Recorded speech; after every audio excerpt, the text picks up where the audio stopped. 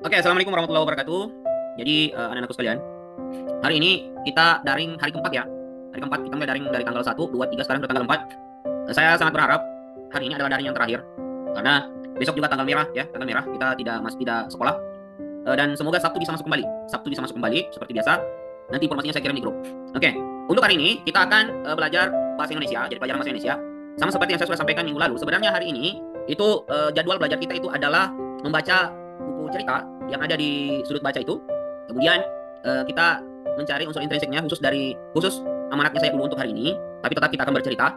Nah untuk bukunya itu karena semua buku kita ada di sudut baca secara fisik, makanya tadi subuh itu saya share link Google Drive yang punya saya di dalamnya itu sudah ada 53 koleksi buku cerita dalam bentuk komik. Itu PDF, itu saya kasih akses bebas. Silakan di-download untuk bacaan-bacaan harian ya. Itu sebenarnya saya kunci, tapi untuk hari ini saya kasih akses bebas supaya kalian bisa memilih buku yang ada di dalam ya. Supaya bisa memilih buku yang ada di dalam. Dipilih saja salah satu buku yang ada di dalam. Nah oke, supaya tidak berlama-lama, saya akan share linknya. Meskipun linknya itu saya sudah share dari tadi malam ya. Linknya juga saya sudah share dari tadi malam. Oke, saya buka dulu ya. Saya buka dulu sambil menunggu temannya lah. Jadi silakan yang ada sudah aktif sekarang itu sudah 20 orang. Di sini ada saya punya drive, Google Drive itu berisikan koleksi buku bacaan. Jadi ini sudah dalam bentuk PDF semua. Jadi ini sudah ada dalam bentuk PDF semua. Sisa kalian download saja. Jadi cara downloadnya, jadi kalau mau cek dulu, kalau misalnya memorinya misalnya kurang, ini juga tidak terlalu banyak kapasitasnya enggak. Nah, ini sudah dalam bentuk PDF. Caranya itu bisa diklik langsung dulu untuk cek ya. Bisa diklik 2 kali. Nah, ini lihat. Jadi bisa diklik 2 kali. Kalau misalnya diklik 2 kali, bukunya itu akan muncul. Jadi mulai dari sampul sampai dengan semua halaman itu muncul. Jadi bisa dilihat dulu ya. Bisa dilihat dulu. Nah, di sini ada semua sampai di bawah. Jadi bukunya ini dia berbentuk komik ya. Jadi bukunya itu berbentuk komik, bisa dilihat. Nah, ini adalah cerita sehari-hari ya. Jadi bukunya ini ada banyak, Ada yang cerita tentang kehidupan sehari-hari, ada juga yang berbentuk cerita rakyat ya. Jadi ada juga yang berbentuk cerita rakyat. Jadi, itu tadi semua untuk ya. Jadi kalian juga sudah lihat. Nah, apa yang kita akan lakukan hari ini itu kalian pilih satu buku dulu, kalian pilih satu buku yang ada di drive saya tadi. Kemudian, setelah kalian sudah memilih satu buku, silakan di-download bukunya ya. Silakan di-download bukunya. Kemudian, setelah kalian download, kalian membaca bukunya dan menceritakan kembali, oke? Kalian membaca bukunya dan menceritakan kembali. Itu kalau ditanya lagi, Pak, apakah dihafal? Untuk sekarang tidak usah dihafal dulu, oke? Karena waktunya sedikit, tidak usah dihafal, dibaca saja. Jadi tidak apa-apa dibawa HP atau tab atau apa saja, sambil dibaca bukunya sambil dilihat, oke? Sambil dibaca bukunya sambil dilihat, itu diceritakan. Jadi diceritakan. Jadi kalian ceritanya begini, berperan sebagai pendongeng, oke? Berperan sebagai pendongeng yang menceritakan isi bukunya kepada saya dan kepada teman-teman kalian, gitu ya? Berperan sebagai pendongeng menceritakan isi bukunya mulai dari awal sampai akhir, itu diceritakan kepada saya dan kepada teman-teman kalian. Itu kegiatan hari ini. Itu direkamnya itu rekam landscape, oke? Direkam landscape. Saya harap itu bisa suaranya bagus, tidak ada yang kecil suaranya. Kemudian cara membacakannya juga itu ada caranya. Nah, sekarang saya akan memperlihatkan, dilihat baik-baik ya. Saya akan memperlihatkan cara membacakan sebuah cerita ya. Cara membacakan sebuah cerita. Saya share kembali, dilihat. Jadi cara rekamnya begini ya. Nanti cara rekamnya begini ya sampai lutut. Oke, supaya gambarnya besar.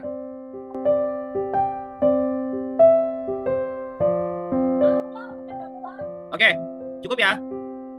Jadi itu tadi cara membacakan ceritanya, oke? Jadi itu tadi adalah cara membacakan ceritanya. Sebentar, untuk video itu saya share lagi di grup supaya kalian bisa lihat dengan baik, mendengar cara membaca dengan baik. Yang perlu saya tekankan di situ, ini kan buku itu ada komik ya, komik. Itu ada percakapan antara 2 orang atau beberapa orang. Nah, pada saat ada percakapan di situ, seperti yang dilakukan tadi, kalian perlihatkan percakapan itu. Jadi, misalnya setelah ini jadi orang yang pertama, kemudian setelah itu jadi orang yang kedua lagi. Itu bercakap, tapi tidak ada yang kamu temani bercakap, kau sendirian seperti itu. Jadi kau sendiri yang jadi 2 orang itu. Jadi contohnya tadi sudah diperlihatkan. Itu ya. Sebenarnya begini, sebenarnya teknik bercerita seperti ini namanya bertutur atau mendongeng, itu tidak membawa naskah, oke? Tidak membawa naskah dan itu memang dilombakan. Ya, itu dilombakan. Tapi untuk sekarang itu karena waktunya tidak banyak, kalian tidak apa-apa membawa naskah dari mana? Dari buku yang sudah saya share tadi ya. Jadi saya share kembali bukunya. Ya, silakan. Itu durasi videonya maksimal berapa? Durasi video jangan terlalu lama ya, jangan terlalu lama, disesuaikan saja. Yang penting saya selalu sampaikan dalam membuat video itu kalian rekam seperti biasa, tidak usah ada pembukaan, tidak usah ada penutup, tidak ada musik background, tidak ada. Yang perlu kalian edit kalau mau mengedit itu kecepatannya saja. Oke? Jadi kecepatannya saja boleh dinaikkan 1,5 kali. Jadi 1,5 kali ya. Jadi dinaikkan 1,5 kali.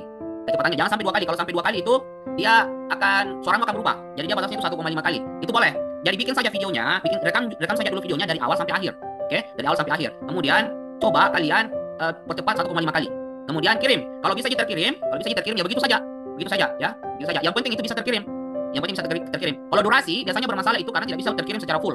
Ya, tidak bisa terkirim secara full. Dan ingat, kalau merekam supaya dia tidak terlalu berat, bikin resolusi 720 saja, tidak usah 1080. Oke, bikin 720 saja. Karena kalau 1080 itu terlalu tinggi kapasitasnya. Kalau terlalu tinggi kapasitasnya, biasanya kalau kita mengirim dia tidak terkirim semua. Oke? Dia tidak terkirim semua. Jadi kalau merekam atau render kembali, itu pakai kapasitas 720 saja. Itu ya, 720p. Ada lagi yang mau ditanyakan? Intinya, Terus waktu videonya sampai jam berapa dikirim? untuk waktu video saya kasih waktu kali ini kan cuma 1 pelajaran aja.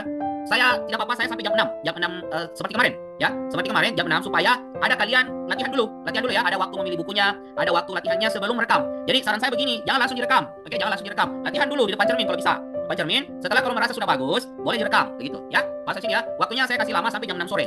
Jadi waktu sampai jam 6 sore agak lama ya, gitu. Ada lagi yang mau ditanyakan? Wabillahi taufiq wal hidayah. Assalamualaikum warahmatullahi wabarakatuh. Waalaikumsalam warahmatullahi wabarakatuh. Pada suatu hari, Ilham, kamu mau ikut ke lapangan desa. Memang di sana ada apa ya?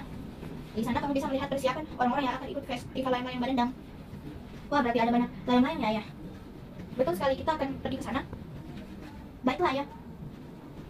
Orang-orang itu sedang berlatih untuk menerbangkan layang-layang Barendang. Ilham, nanti di sini akan ada festival layang-layang Barendang yang sudah menjadi tradisi pada musim kemarau di desa kita ini. Memangnya namanya layang-layang Dendeng, ayah. Dendeng itu berarti layang-layang yang besar seperti yang kamu lihat sekarang, nak. Wah, bagus sekali layangan itu, ayah. Wah, yang itu juga bagus. Luar biasa ya, banyak layang-layang yang keren di sini. Ayah, aku ingin minta sesuatu. Permintaan apa, nak? Aku ingin ikut layang-layang festival layang-layang Barendang, ayah. Aku ingin membuat layang-layang sendiri. Kamu serius, nak? Aku serius, ayah. Baiklah kalau itu keinginanmu. Sekarang kita pulang dulu, nanti kita bicarakan lagi tentang layang-layang itu. Pada hari berikutnya, sepertinya aku butuh bantuan untuk bisa membuat layang-layang. Sepertinya aku tahu harus pergi kemana. Tok tok. Assalamualaikum, Wahyu. Ilham, silakan masuk. Ada apa, Ilham? Kamu seperti sedang kebingungan. Begini, aku ingin sekali ikut festival layang-layang Barendang. Memang kamu sudah punya layangan itu untuk festival. Justru itu, aku butuh bantuan Wahyu. Apa yang bisa aku bantu, Ilham? Kamu bantu aku untuk membuat layang-layang Barendang yang keren. Kamu mau kan? Baiklah, tetapi kita harus bergegas karena festivalnya sebentar lagi. Kita mungkin cuma bisa membuat layang-layang Barendang yang sesuai usia kita, Wahyu. Benar, Ilham, kita tidak mungkin membuat layangan sebesar yang dimiliki orang dewasa. Baiklah, kita sepakat untuk membuatnya. Aku akan membantu untuk membuatnya. Terima kasih, Wahyu. Kita buat layangan itu besok di rumah saja ya. Siap. Keesokan harinya. Sepertinya ini semua tinggal dikerjakan saja. Ini harus dipotong sesuai pola. Ini juga harus dipotong sesuai kebutuhan. Sekarang kita buat rangka layangannya. Rangka layangannya selesai. Sekarang kita tempelkan kertas-kertas ini ke rangka layangan. Layangannya sudah selesai. Ya. Sekarang kita coba layangan ini di lapangan. Ya, semoga layangan ini bisa melayang dengan baik. Siap, Wahyu? Lepaskan layangan itu sesuai aba-abaku ya. 1, 2, 3. Siap. Tiba-tiba. Aduh. Ilham? Kamu tidak apa-apa. Aku tidak apa-apa. Ayo kita coba lagi. Siap, melayanglah. Akhirnya layangan kita bisa melayang juga. Tiba-tiba. Maaf, Wahyu, aku sudah merepotkanmu, tetapi kita tidak berhasil juga. Tidak apa-apa, Ilham. Setidaknya kita sudah berusaha. Aku pulang dulu, Wahyu. Ada apa, Ilham? Mengapa kamu terlihat begitu murung? Kemarin aku dan Wahyu mencoba membuat layangan untuk ikut festival. Namun layangan yang kami buat rusak dan melayang. Jadi kami gagal. Oh, jadi begitu, hal seperti itu ada penyebabnya. Itu terjadi karena kertas yang tidak terlalu melekat pada rangka layangan, makanya bisa rusak. Baiklah, ayah akan membantu membuat layangan yang bagus. Ajak Wahyu juga. Benarkah, ayah? Asik, terima kasih, ayah. Sekarang apa? Kalian serius ingin ikut festival layang-layang Barendang? Siap, kami serius.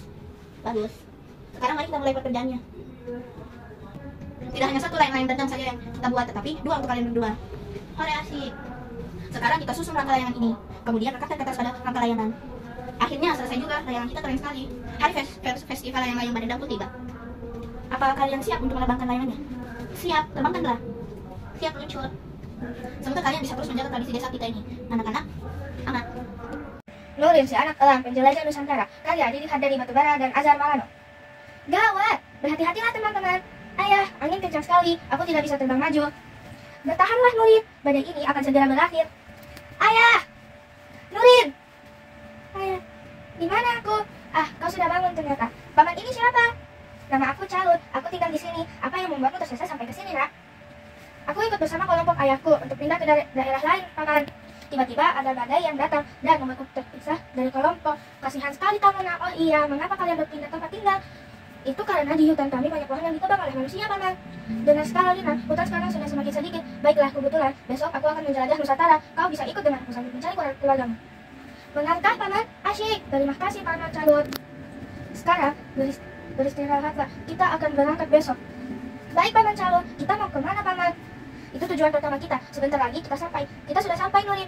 Ini bangunan apa, Paman? Ini rumah Golon, rumah adat suku Batak di Sumatera Utara. Dalam bahasa Batak, rumah Golon itu berarti rumah besar. Rumah ini memang terlihat besar, Paman. Betul, karena rumah ini cukup untuk tinggal bagi keluarga besar. Oh, begitu ya? Baiklah, Nuril. Apakah kamu melihat keluargamu di sini? Tidak, Paman. Aku tidak melihatnya. Baiklah, ayo kita berangkat ke tempat berikutnya. Semoga keluargamu ada di sana. Tujuan selanjutnya ada di sana. Nah, kita sudah sampai. Wah, ini bangunan apa, Paman? Ini rumah gadang, rumah adat suku Minang di Sumatera Barat.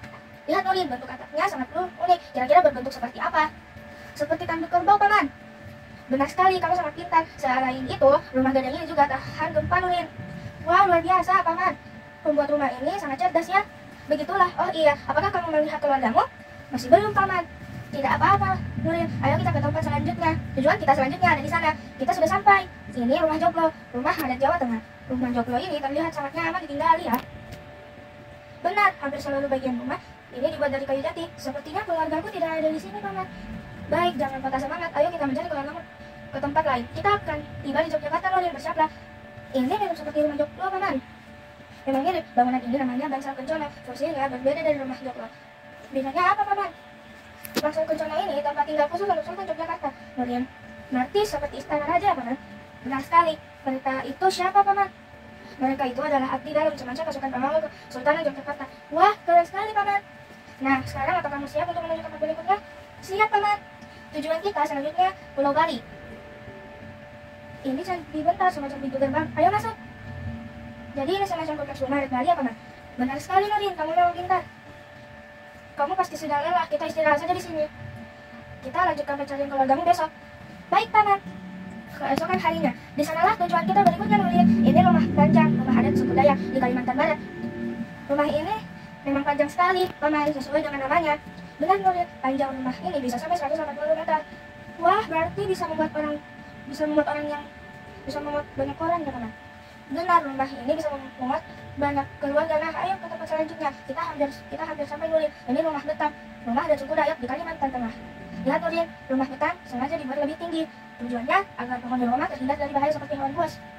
Penghuni rumah juga bisa terhindar dari banjir. Benar, Nuril. Sekarang ayo kita pergi ke tempat selanjutnya. Kita akan tiba ke Gorontalo. Ini rumah dulu Hupa, Nuril. Rumah adat dari Gorontalo. Arti dulu Hupa itu apa, Paman? Dalam bahasa daerah Gorontalo, dulu Hupa itu berarti mufakat. Oleh sebab itu, rumah ini berfungsi sebagai tempat musyawarah. Sekarang, ayo kita pergi ke tempat selanjutnya. Sekarang kita pergi ke Tanah Toraja di Sulawesi Selatan. Kita sudah berada di rumah tongkonan, rumah adat Tanah Toraja. Sekarang, lihatlah, Nuril, bentuk atapnya sangat unik. Benar, Paman, mirip perahu. Ada lagi yang unik dari rumah adat ini, Nuril. Lihatlah, ada banyak tanduk kerbau. Ini untuk apa, Paman? Ini sebagai penanda status si pemilik rumah. Semakin banyak tanduk kerbau, berarti semakin terpandang status sosial si pemilik rumah. Kamu masih belum melihat keluargamu, Nuril? Belum, Paman. Aku belum melihat mereka. Jangan bersedih, aku akan terus membantu mencari keluargamu. Baiklah, Paman. Terima kasih atas kebaikan Paman. Sekarang kita ke Pulau Maluku, Nuril. Bangunan ini bernama Rumah Bailio, rumah adat Maluku. Lihat, Nuril, bangunan ini tidak memiliki dinding. Mengapa tidak ada dindingnya, Paman? Ini menandakan bahwa orang Maluku terbuka terhadap hal baru, meninggalkan nilai adat. Selain itu, rumah ini juga dijadikan sebagai tempat musyawarah. Begitu ya, Paman? Betul. Nah, sekarang ayo ke tempat selanjutnya. Rumah-rumah adat yang kita lihat semua berbahan kayu ya, Paman? Benar, Nuril. Kayu yang berasal dari pepohonan menunjukkan bahwa dari dulu kita butuh hutan. Oleh sebab itu, kita harus menjaga hutan untuk masa depan kita.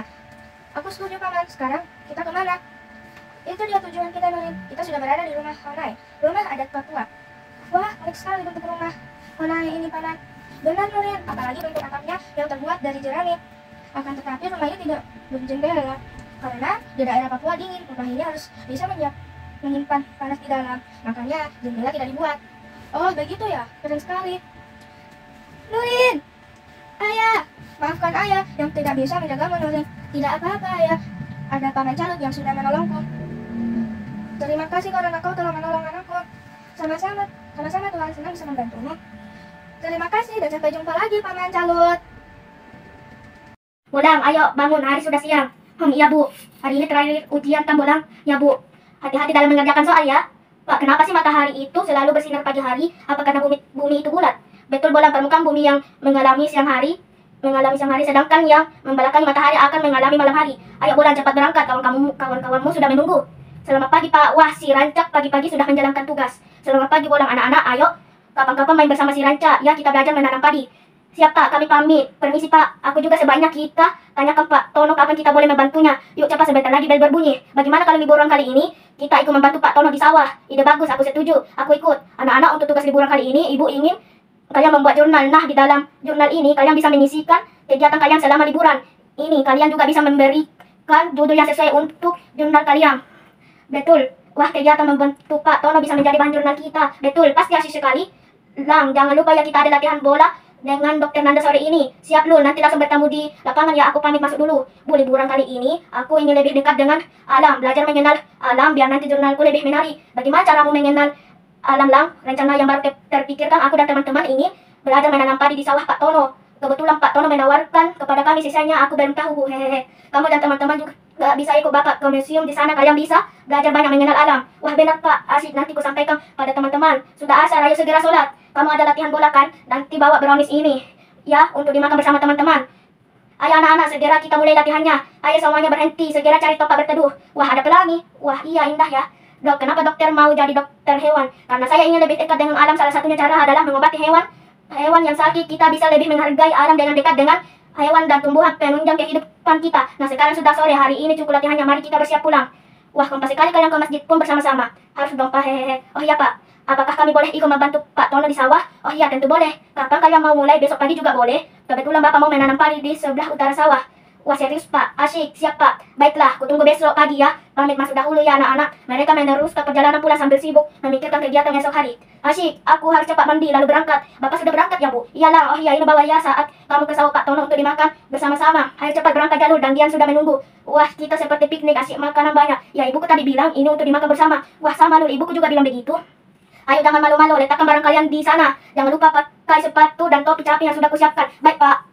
Perhatikan ya cara menanam padinya. Ambil bibit yang telah tumbuh daun sebanyak 3-4 helai, lalu tanam seperti ini. Seperti ini bukan Pak? Iya betul, seperti itu. Nah sekarang Gian di baris sebelah sana, lalu jalur di baris sampingnya. Bolang lanjut yang ditanam sampai menjadi satu baris panjang. Bolang, jalur dan Gian begitu menikmati aktivitas mereka pagi ini. Ayo anak-anak segera dimakan. Kalian pasti lebih letih karena dari tadi bekerja keras. Wah enak. Dia makannya pelan-pelan, nanti kamu tersedak lapar si lapar. Hehehe. Pak Tono, kenapa Pak Tono memilih jadi petani? Kalian mau dengar ceritanya? Mau Pak? Aku dari dulu memang ingin jadi petani, namun bapakku ingin aku jadi sarjana. Nah untuk mewujudkan cita-citaku sekaligus cita-cita bapak aku, sekolah pertanian dengan harapan aku bisa mempraktikkan yang aku pelajari dengan baiknya pada sawah ini. Oh ya, aku dan Dokter Nanda satu kampus loh. Kami sama-sama mengejar cita-cita kami untuk dekat dengan alam. Aku ingin seperti Dokter Nanda jadi dokter lagi, tapi tetap bisa bermain bola. Kalau aku ingin seperti bapakku bekerja di museum. Kalau aku ingin seperti Pak Tono jadi petani, jadi tidak pernah kekurangan beras. Baiklah anak-anak, hari sudah sore. Terima kasih ya atas bantuannya. Jangan kapok bermain di sawah ya. Hehehe. Siapa ini sangat menyenangkan. Ayo siapa yang mau naik di atas si Rancak sekalian berkenalan. Saya mau Pak. Biarkan Bolang mewujudkan keinginannya. Hehehe. Bolang ada saja. Bolang, ayo makan dulu nak. Wah seru sekali Pak Bos. Bolang pertama kalinya menanam padi naik di atas si Rancak juga. Wah Bapak juga jadi ingat dulu Bapak Dokter Nanda dan Pak Tono bermain di sawah miliki Pak Tono. Bahagianya sama seperti bahagiamu. Lang, bantu ibu membersihkan meja makan ya. Siap, laksanakan Bu. Anak ibu sudah bangun letih sekali ya. Kemarin habis menanam padi. Ya Bu, sehabis subuh mataku rasanya tidak bisa dibuka lagi. Bapak sudah berangkat ya Bu. Kok ibu masaknya banyak sekali? Memangnya kita mau kedatangan tamu? Ya, Bapak berangkat pagi sekali. Katanya ada yang mesti diurus. Ini untuk Bu Laila, ibu mau menjenguk beliau dirawat di rumah sakit. Bu Laila emang sakitnya apa Bu? Dia terkena demam berdarah. Sekarang sedang musim. Kamu harus berhati-hati, kita harus menjaga sekeliling kita agar tetap bersih. Kamu mandi ya, temani ibu jenguk Bu Laila. Aku siap jadi pengawal ibu hari ini. Baiklah, cepat mandi kalau begitu. Tadi siang kamu tidak ada di rumah ya Lang. Aku dan Gian mau mengajak kamu membuat loyangan. Iya, aku menemani ibu menjenguk Bu Laila di rumah sakit. Oh ya, kemarin aku juga diceritakan, Bunda kita harus hati-hati karena sedang musim demam berdarah. Ya nih, biasanya kamu sudah bersemangat menceritakan rencanamu. Besok apa rencana untuk mengisi liburan kali ini? Belum ada Pak. Bu Bolang bingung mau apa. Kamu besok mau ikut Bapak ke museum? Kamu boleh ajak Jalul, Gian, dan Ani. Mau Pak, boleh telepon mereka dulu ya. Besok mau ikut aku mau dan Bapak ke museum tidak? Yes, aku mau. Akhirnya aku dilibatkan juga dalam rencana kalian. Aku mau tentu mau. Mereka mau Pak. Terima kasih ya Pak. Sama-sama Lang. Wah seru ya kalau jalan-jalan pagi. Hari bisa melihat pemandangan yang indah, jalanan belum ramai. Iya, sama-sama Ani. Pak, sebenarnya Bolang sudah lama penasaran kenapa Bapak jurusan biologi bekerja di museum. Oh, Paman jurusan biologi. Bapak ingin meneliti keanekaragam alam ini. Nah, di museum tempat Bapak bekerja itu selain kami menerima kunjungan umum, kami juga melakukan penelitian terkait keanekaragam hayati Seru sekali kan? Memang iya, bahkan kami satu kampus, kecintaan kami pada alam sudah tumbuh sejak kecil. Jadi dulu paman Dokter Nanda, Pak Tono dan Ibu Ani berteman sejak kecil. Seperti kalian lah, hehehe. Wah, kamu seperti Dokter Nanda dan Pak Tono. Jangan-jangan waktu kecil pernah bersahabat ya? Pantas saja jawabannya hampir-hampir mirip. Saya akan membawa cerita Oda dan kapal pinisi. Sekarang sudah ikut sekolah, apa yang bisa aku lakukan ya? Tok, tok, tok, tok. Oda, apa kamu sedang? Apa kamu ada di dalam? Ya, ayah, ada apa? Kamu sedang apa, nak? Aku sedang bingung, ayah. Apa yang membuatmu bingung, Oda? Aku bingung harus melakukan apa saja ibu sekolah begini. Aku bosan. Oh, jadi begitu. Ayah punya ide untuk itu. Bagaimana kalau kamu ikut ayah ke bengkel kapal di dekat pantai? Betul gak, ayah? Aku bisa melihat proses pembuatan kapal di sana, kan? Benar. Oda, selain itu kamu akan melihat dan belajar banyak hal di sana. Asik. Ayah, aku ingin bertanya. Ya, mau bertanya apa, nak? Nama kapal yang dibuat di bengkel ayah apa ya? Pisini ya?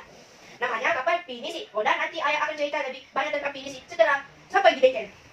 Baiklah, ayah. Nah, kita sudah sampai. Oda, beginilah suasana bengkel tempat pembuatan kapal pinisi. Wah, kapal yang besar. Sekarang ayah akan menjelaskan kapal pinisi yang jadi kebanggaan daerah kita, Oda. Sebelum kapal pinisi dibuat, terlebih dahulu ada ritual membagikan kue manis kepada para pekerja. Ritual ini bertujuan untuk keselamatan para pekerja karena pekerjaan membuat kapal pinisi ini sangat berbahaya dan berisiko. Kayu untuk membuat kapal pinisi diambil dari hutan di Sulawesi. Kayunya dijemur dahulu agar sering dan kuat. Kemudian kayu-kayu itu dipotong sesuai keutuhan bentuk dari kapal pinisi itu. Setelah itu kapal pinisi pun dibuat. Pembuatan kapal pinisi bisa memakan waktu setengah hingga setahun lamanya.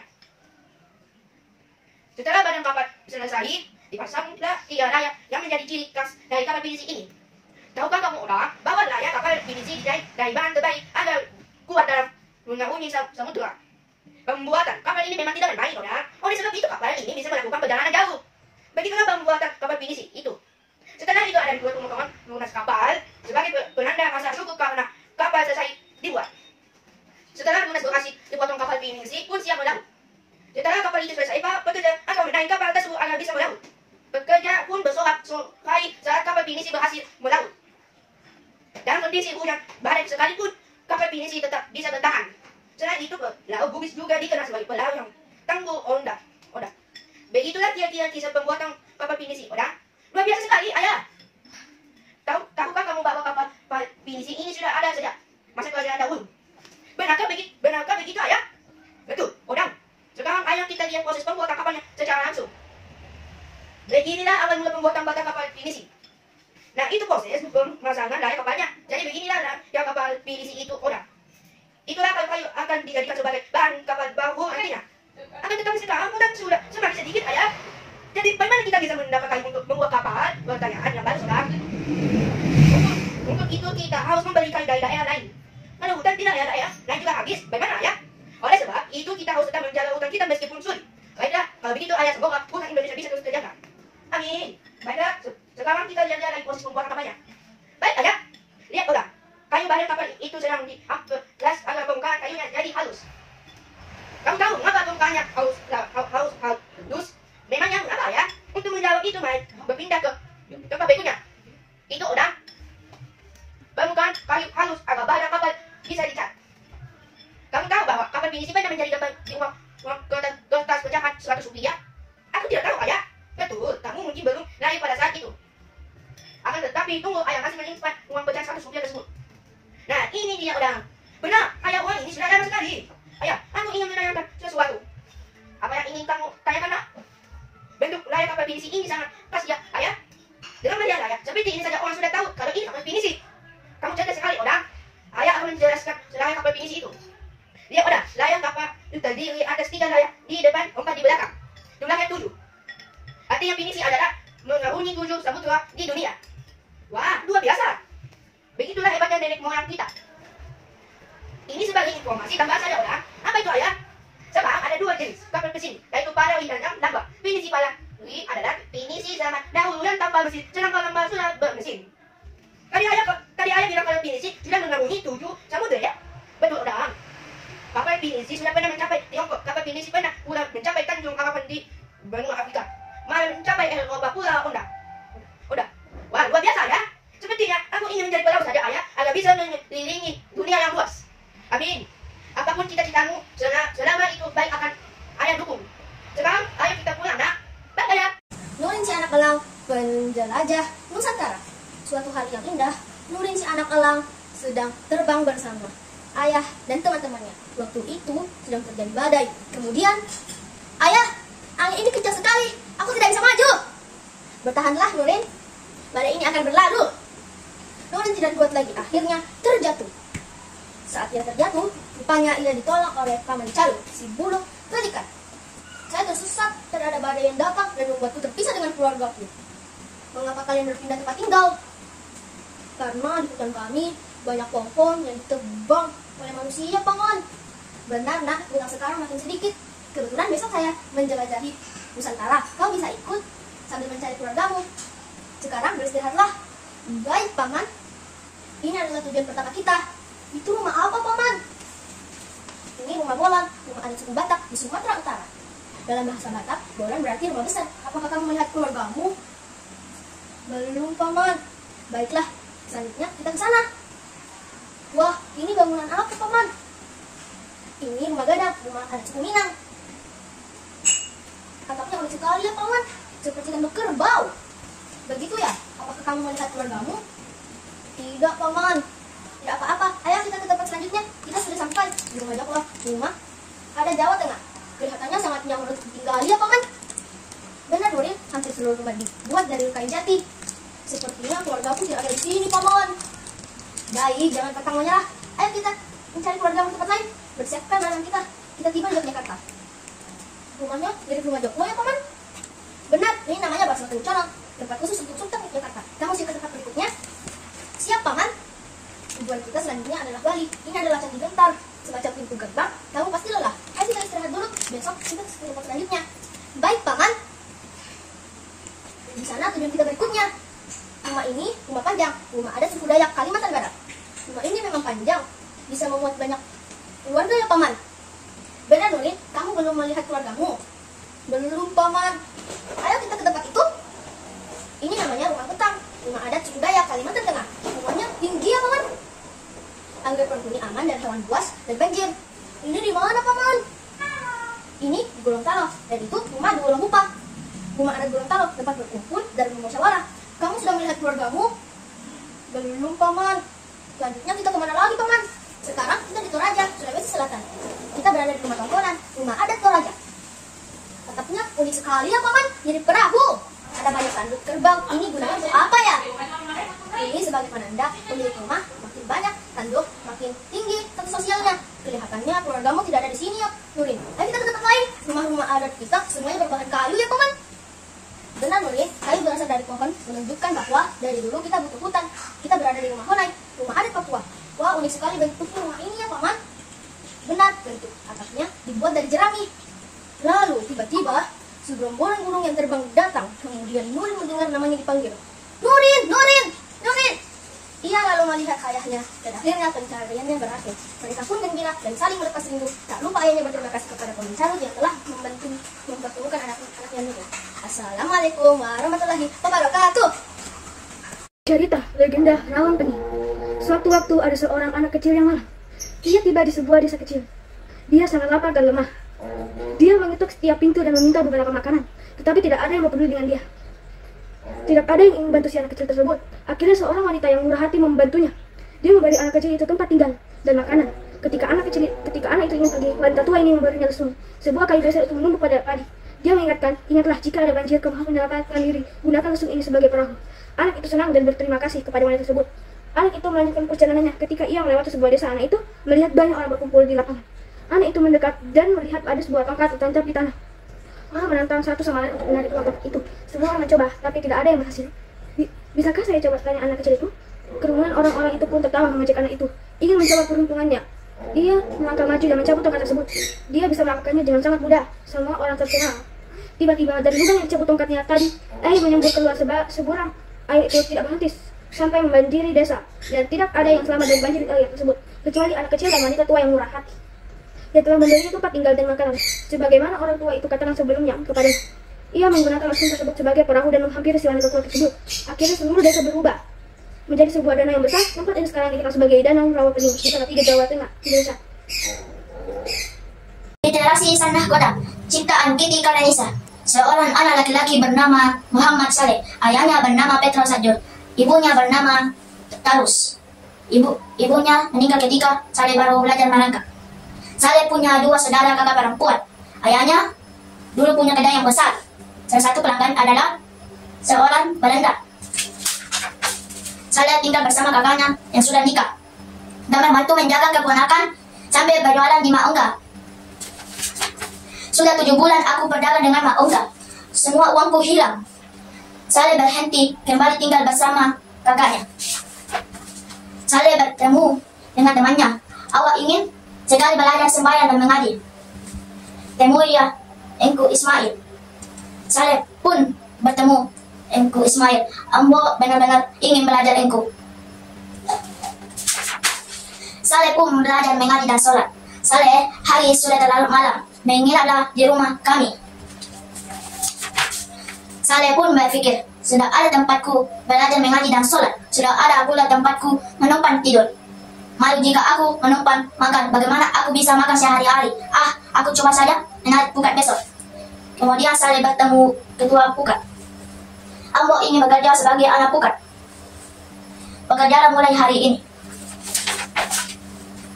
Setelah lebih dari 2 bulan bekerja, Saleh pun mengambil hari libur, pulang bertemu ayahnya. Apa pekerjaanmu sekarang? Menarik pukat, ayah. Jangan berlama-lama menjadi tukang pukat. Mengapa, ayah? Pekerjaan itu tidak menambah akal dan budi. Baik, ayah, saya pamit. Kemudian Saleh pun berhenti jadi anak pukat, lalu mulai jadi membeli ikan. Ikan segar.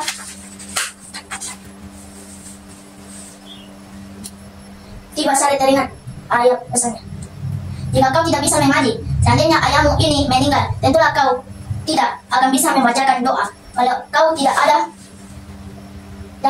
pula mau belajar membaca dan menulis, hidupmu akan tidak lengkap. Saleh pun tiba teringat pesannya ayah. Kemudian Saleh berhitung di Engku Maridi. Nanti malam aku akan mencoba menemui Engku Maridi, guru berhitung. Setelah Saleh belajar berhitung, ia kembali belajar membaca dan menulis Engku Mahmud. Setelah pandai, ia pun pamit kepada Engku Mahmud.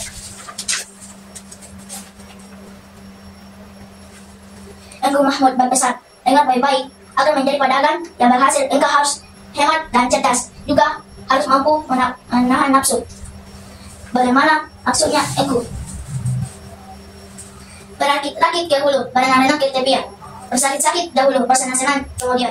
Kami berkala, sapi tidak bercawat, lalu ke mereka. Awal diingat, ia tidak alamat padang akan binasa. Orang kita dahulu menasihati dengan pantun ini saja. Saleh akhirnya ke pelabuhan Paraiman dan bertemu Uda Saat dan mengajak bekerja di kapal dagang. Suatu hari sebulan dari Singkil di Aceh.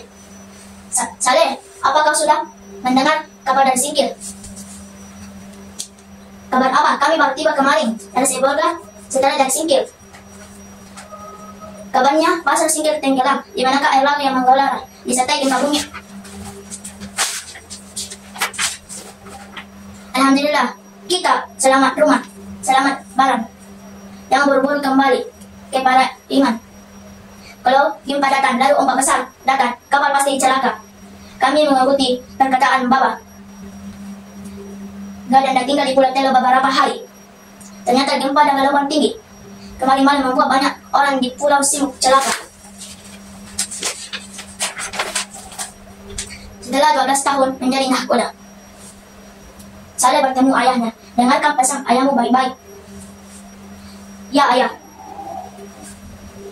apabila kau sudah ditolong orang, pernah mendapat kepercayaan dari orang lain, jangan kepercayaan itu disalahgunakan, harta, uang, atau apapun juga yang dititipkan oleh kepadamu. Segera pulangkan jika diminta pemiliknya. Tepati janji, hak milik orang jangan dikatakan hak milikmu.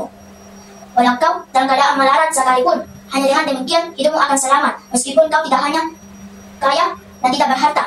Orang jujur insya Allah tidak akan kekurangan rezeki. sepeninggalnya ayahnya.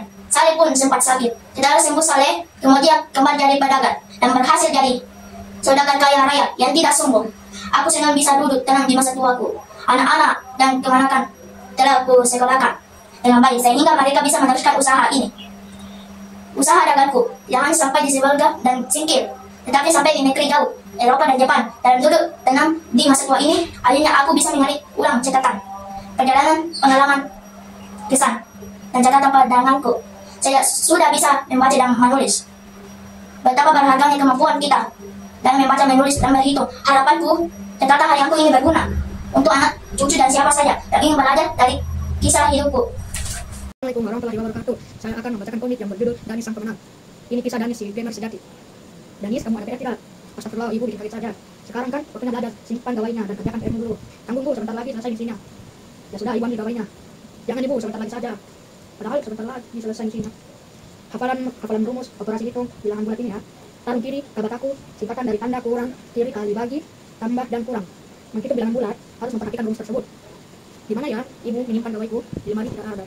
Di bawah bantal juga tidak ada. Di dapur juga tidak ada. Masa disimpan di kamar mandi? Danis, berapa hasil dari 2 kali 2 tambah 3 kali 2? Apa Riz? Bikin kaget saja. Aku lagi berpikir keras mencari gawaiku. Itu ibu Ina, tanya kamu. Cari apa Danis? Astagfirullah, tidak ibu, tidak cari apa-apa. Danis tidak memperhatikan ibu ya? Maafkan Danis bu. Kemarin Danis kalah main game bu, jadi tidak konsen. Murid-murid, semua besok ulangan hari matematika. Ibu sudah meletakkan kisi-kisi di buku PR kalian. Jangan lupa belajar ya. Aduh, aku ingin main game tapi gawaiku belum ketemu. Ibu simpan di mana ya? Danis mau ikut ke rumah anak tidak? Kami mau belajar bareng.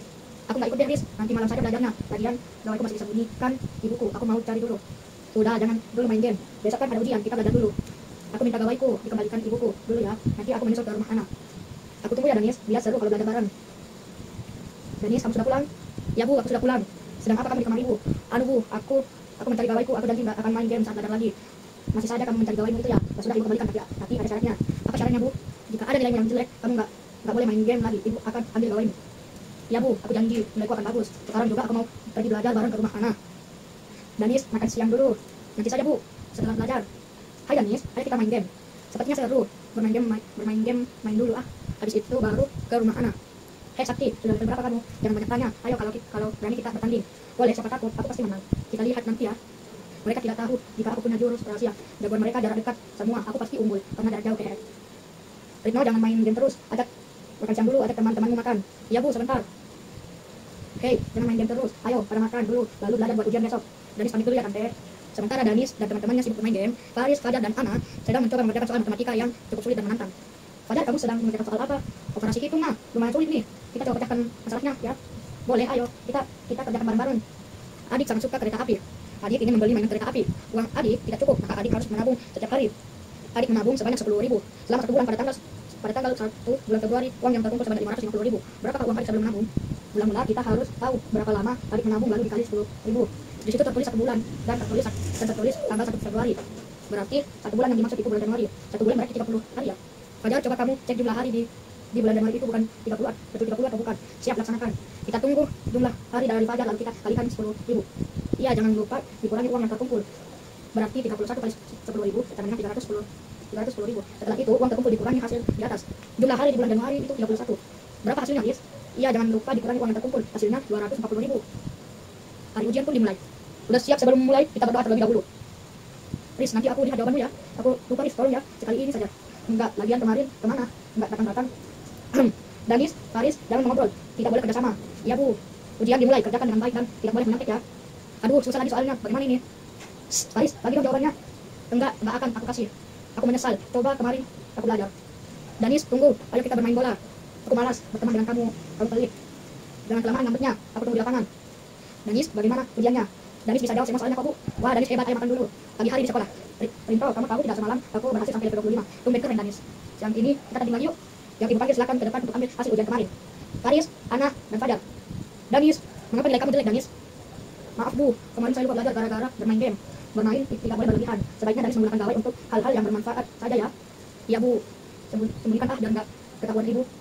Pasti aku dimarahi ibu. Gawaiku pasti diambil lagi. Sampainya di rumah Danis menaruh tas dan pergi ke toilet. Waduh, ibu masuk kamar lagi. Ya ampun, jelek sekali nilainya. Pasti gara-gara selalu banyak main game. Maaf bu, Danis suka belajar sebelumnya. Mulai sekarang, gawai Danis ibu ambil. Danis tidak boleh main game lagi. Danis harus utamakan belajar. Jangan bu, Danis janji akan belajar. Memang kenapa nggak boleh main game? Aku kan masih kecil, masa depanku masih jauh. Saat sedang tidur, Danis bermimpi. Ya, uangnya habis, padahal lagi seru-serunya main. Bagaimana ya? Aduh, ambil jangan ya, buat main. Sekali ini saja deh, untuk tuntasin game tadi. Terima kasih Pak Polisi, sudah membantu saya menangkap pencuri ini.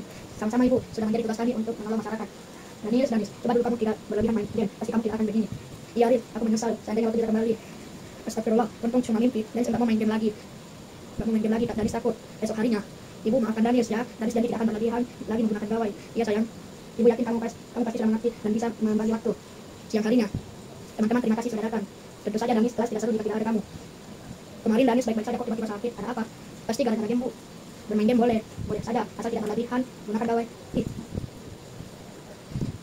Gunakan gawai untuk hal-hal yang baik seperti mengerjakan tugas sekolah, itu pun menyenangkan. Keesokan harinya, ya Danis sekarang sudah rajin, dia ingin seperti ayah. Iya ya, aku ingin seperti ayah, jadi seorang arsitek. Bagus, itu kalau mau jadi arsitek kamu harus jago dan menggambar. Bukan hanya itu Danis, harus bisa memanfaatkan teknologi juga. Tenang Bu, aku kan jago memanfaatkan gawaiku. Selain pintar, kamu juga harus rajin. Ayah senang kamu punya cita-cita, harus serius meraihnya ya. Siap ya, aku janji akan membanggakan ayah dan ibu. Minggu depan ayah akan mengajak Danis kantor ayah untuk lihat pekerjaan arsitek ya. Aku belum pernah semangat ini belajar. Itu doang, ini baru Danis namanya. Please, nanti aku mengerjakan soal matematika ya. Boleh, nanti kita belajar bersama setelah main bola.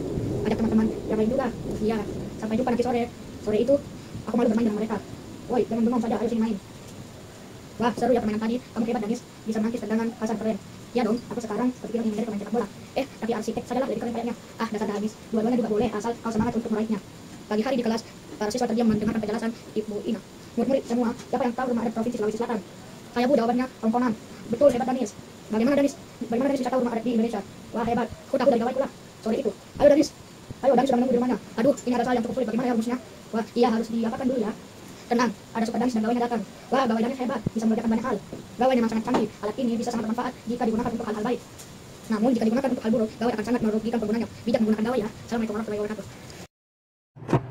Kali ini saya akan mendongeng tentang si Danis sang pemenang. Ini kisah Danis si gamer sejati. Ibu, Danis, kamu ada PR tidak? Astagfirullah Ibu, bikin kaget saja. Ibu, sekarang kan waktunya belajar, simpan gawainya dan kerjakan PR-mu dulu. Danis, tanggung Bu, sebentar lagi selesai misinya. Ibu, ya sudah, Ibu ambil gawainya. Danis, jangan Bu, sebentar lagi saja. Danis, sebentar lagi misinya. Ibu Guru di sekolah. Ibu Guru, saya hafalkan rumus operasi hitung bilangan bulat ini ya. Tarung kiri kabar taku, singkat dari tanda kurung kiri kali bagi tambah dan kurang menghitung bilangan bulat harus memperhatikan rumus tersebut. Danis, di mana ya Ibu menyimpan gawaiku? Di lemari nggak ada, di bawah bantal juga nggak ada, di dapur juga nggak ada. Masa disimpan di kamar mandi? Bu Guru, Danis, berapa hasil dari 2 kali 2 tambah 3 kali 2? Teman Danis, apa Danis bikin garet saja? Aku lagi berpikir keras untuk mencari gawaiku. Teman Danis, itu Ibu Ina tanya kamu. Bu Guru, cari apa Danis? Danis, astagfirullah, tidak Bu, tidak cari apa-apa.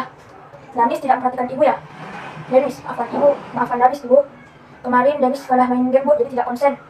Murid-murid, besok kita ulangan harian matematika ya. Ibu sudah menetapkan isi ulangan di buku PR kalian. Jangan lupa belajar ya.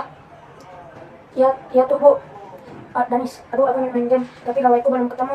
Ibu simpan di mana ya? Teman Danis, mau ikut ke mana? Enggak, kami mau belajar bareng.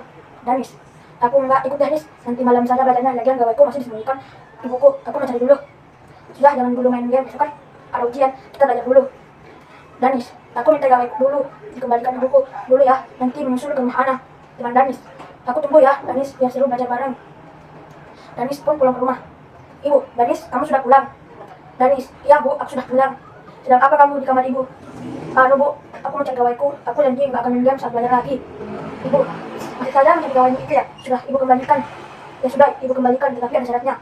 Apa syaratnya Bu? Jika ada nilaimu yang jelek, kamu nggak boleh main game lagi. Ibu akan ambil gawaimu. Iya Bu, aku janji. Nilaiku akan bagus sekarang juga. Aku mau belajar bareng ke rumah Ana. Danis pun mengganti bajunya dan pergi ke rumah Ana. Ibu, Danis makan siang dulu sayang. Danis, nanti saja Bu setelah belajar. Teman Danis, hai Danis, ayo kita main game.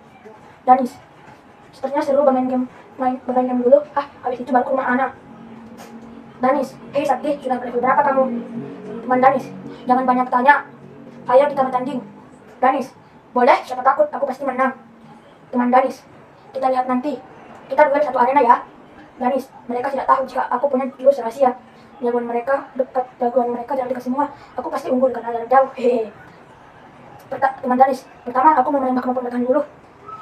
Teman Danis, Cinta, jangan main game terus, makan siang dulu, ajak teman-teman makan. Teman Danis, ya bu, sebentar. Pertandingan game pun dimulai. Serangan pertama dari Danis.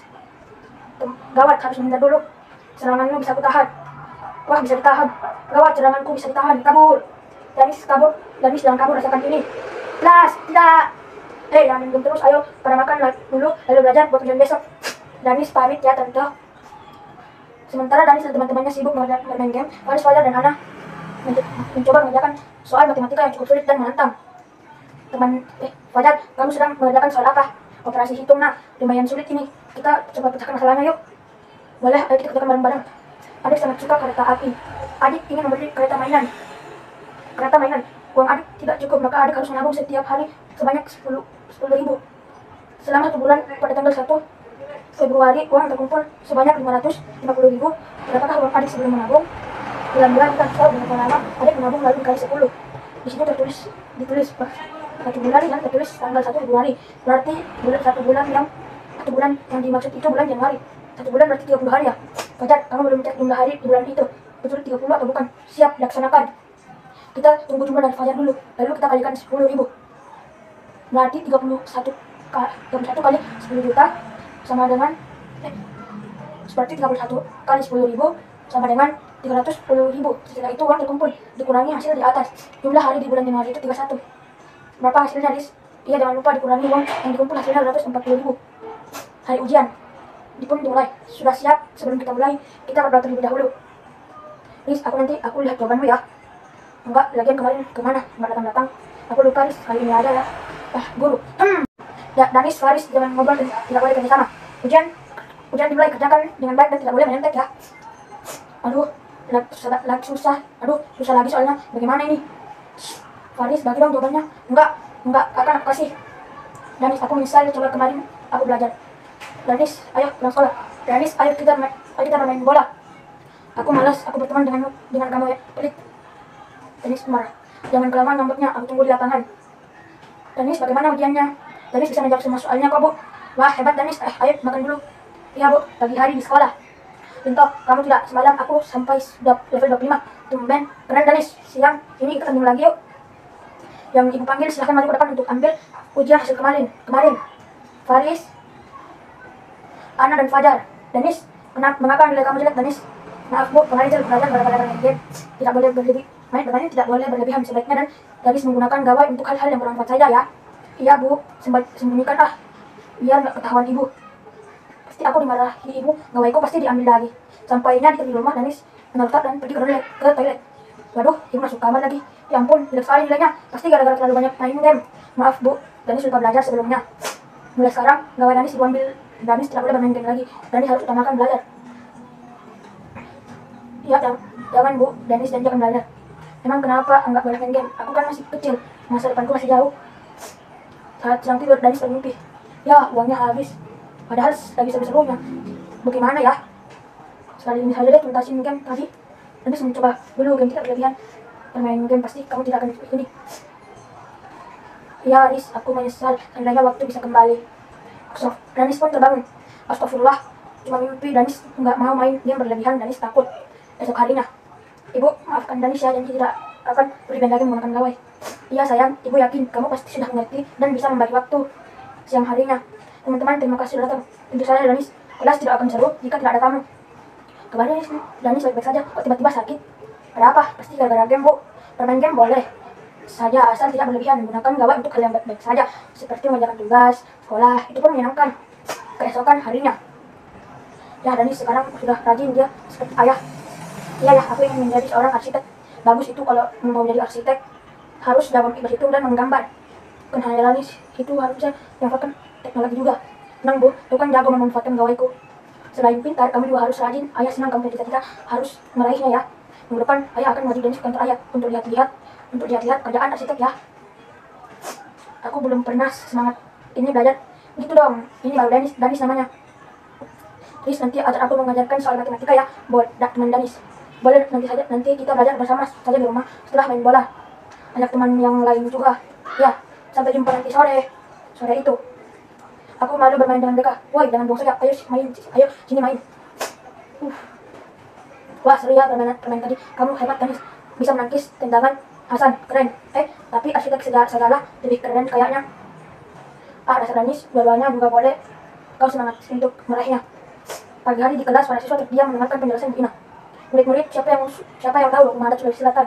Saya Bu, Danis. Saya Bu, jawabannya tongkonan. Betul, hebat Danis. Bagaimana Danis tahu rumah adat Indonesia? Aku tahu dari gawaiku lah. Soal itu, Ayah Danis sudah menunggu di rumah. Ayo Danis sudah menunggu di rumahnya. Aduh, ada soal yang cukup sulit. Bagaimana ya rumusnya?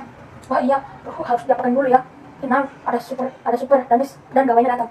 Wah, gawai Danis hebat, bisa mengerjakan banyak hal. Gawai memang sangat canggih. Alat ini bermanfaat jika digunakan untuk hal-hal yang baik. Jika digunakan hal yang buruk, gawainya akan sangat merugikan penggunanya. Bijak menggunakan gawai ya.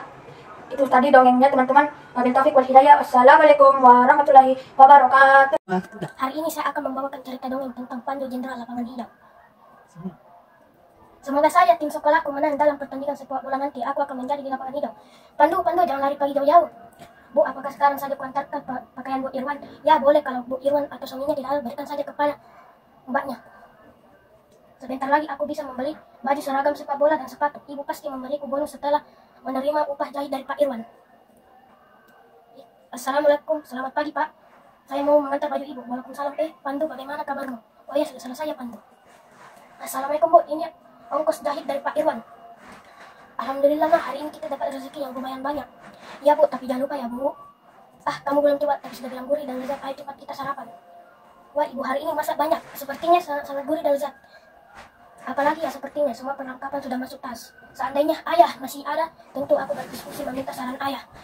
Semangat dan motivasiku tentu juga akan berlipat kalau Ayah ikut menonton. Pandu, hati-hati anak, bermainlah dengan gigi dan disiplin tinggi. Ya Bu, akan menang ya. Assalamualaikum.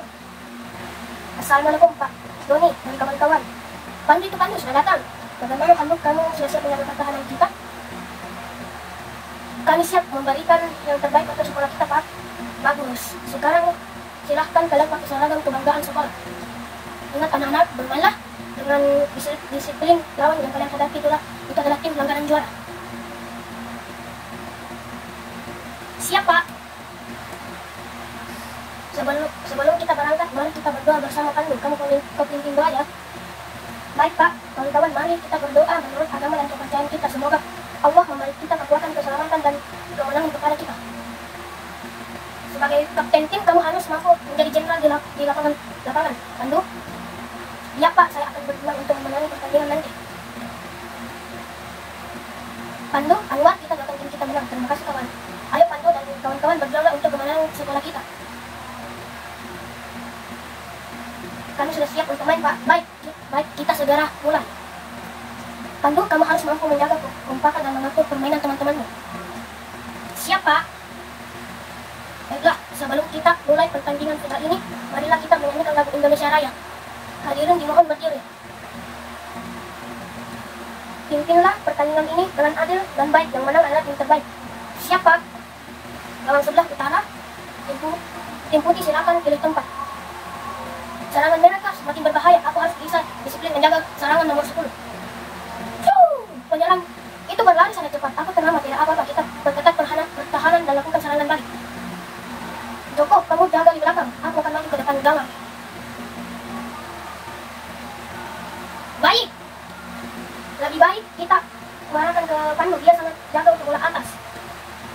Kalian sudah bermain bagus. Tim lain lebih beruntung. Maafkan kami Pak. Kami belum mampu memenangi pertandingan. Ya Pak, penyerangnya sangat bagus dan cepat. Pandu, permainan bagus. Kami mampu menjadi jenderal lapangan bagi timmu. Terima kasih Pak. Kami akan tetap berlatih agar dapat membela kacamata kita pada tahun depan. Pandu, tahun depan kita kalahkan mereka. Kamu tidak singgah dulu, Mas. Sepeda motor siapa itu? Apa Pak D yang datang? Aku tidak melihat Pandu dari tadi. Kemana dia? Pandu pergi ke sekolah. Pak D, katanya ada pertandingan final sepak bola. Assalamualaikum. Waalaikumsalam. Pandu, kamu sudah pulang. Pandu, mengapa kamu berseri dan berwajah kuyup? Sepertinya tim sekolah Pandu kalah ya? Ya Bu, Pak D, kami kalah 1-0 padahal kami sudah bermain bagus. Itulah pertandingan Pandu. Pandu pasti ada tim yang kalah dan menang. Tim kamu belum beruntung. Meskipun saya terpilih sebagai pemain terbaik, saya tetap sedih karena tim saya kalah. Pandu, kamu jadi pemain terbaik. Wah, hebat. Bagus Pandu, kamu pasti mampu menjadi jenderal lapangan bagi teman-temanmu ya. Disiplin itu kunci segala kesuksesan. Jangan pernah putus asa Pandu, apalagi menyerah karena kegagalan.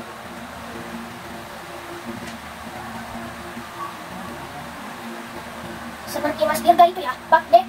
Dia dapat menjadi anggota TNI karena dia disiplin dan pantang menyerah. Pak De memanggil aku, Pandu, kamu sangat mirip dengan bapakmu yang selalu membantu pekerjaan rumah.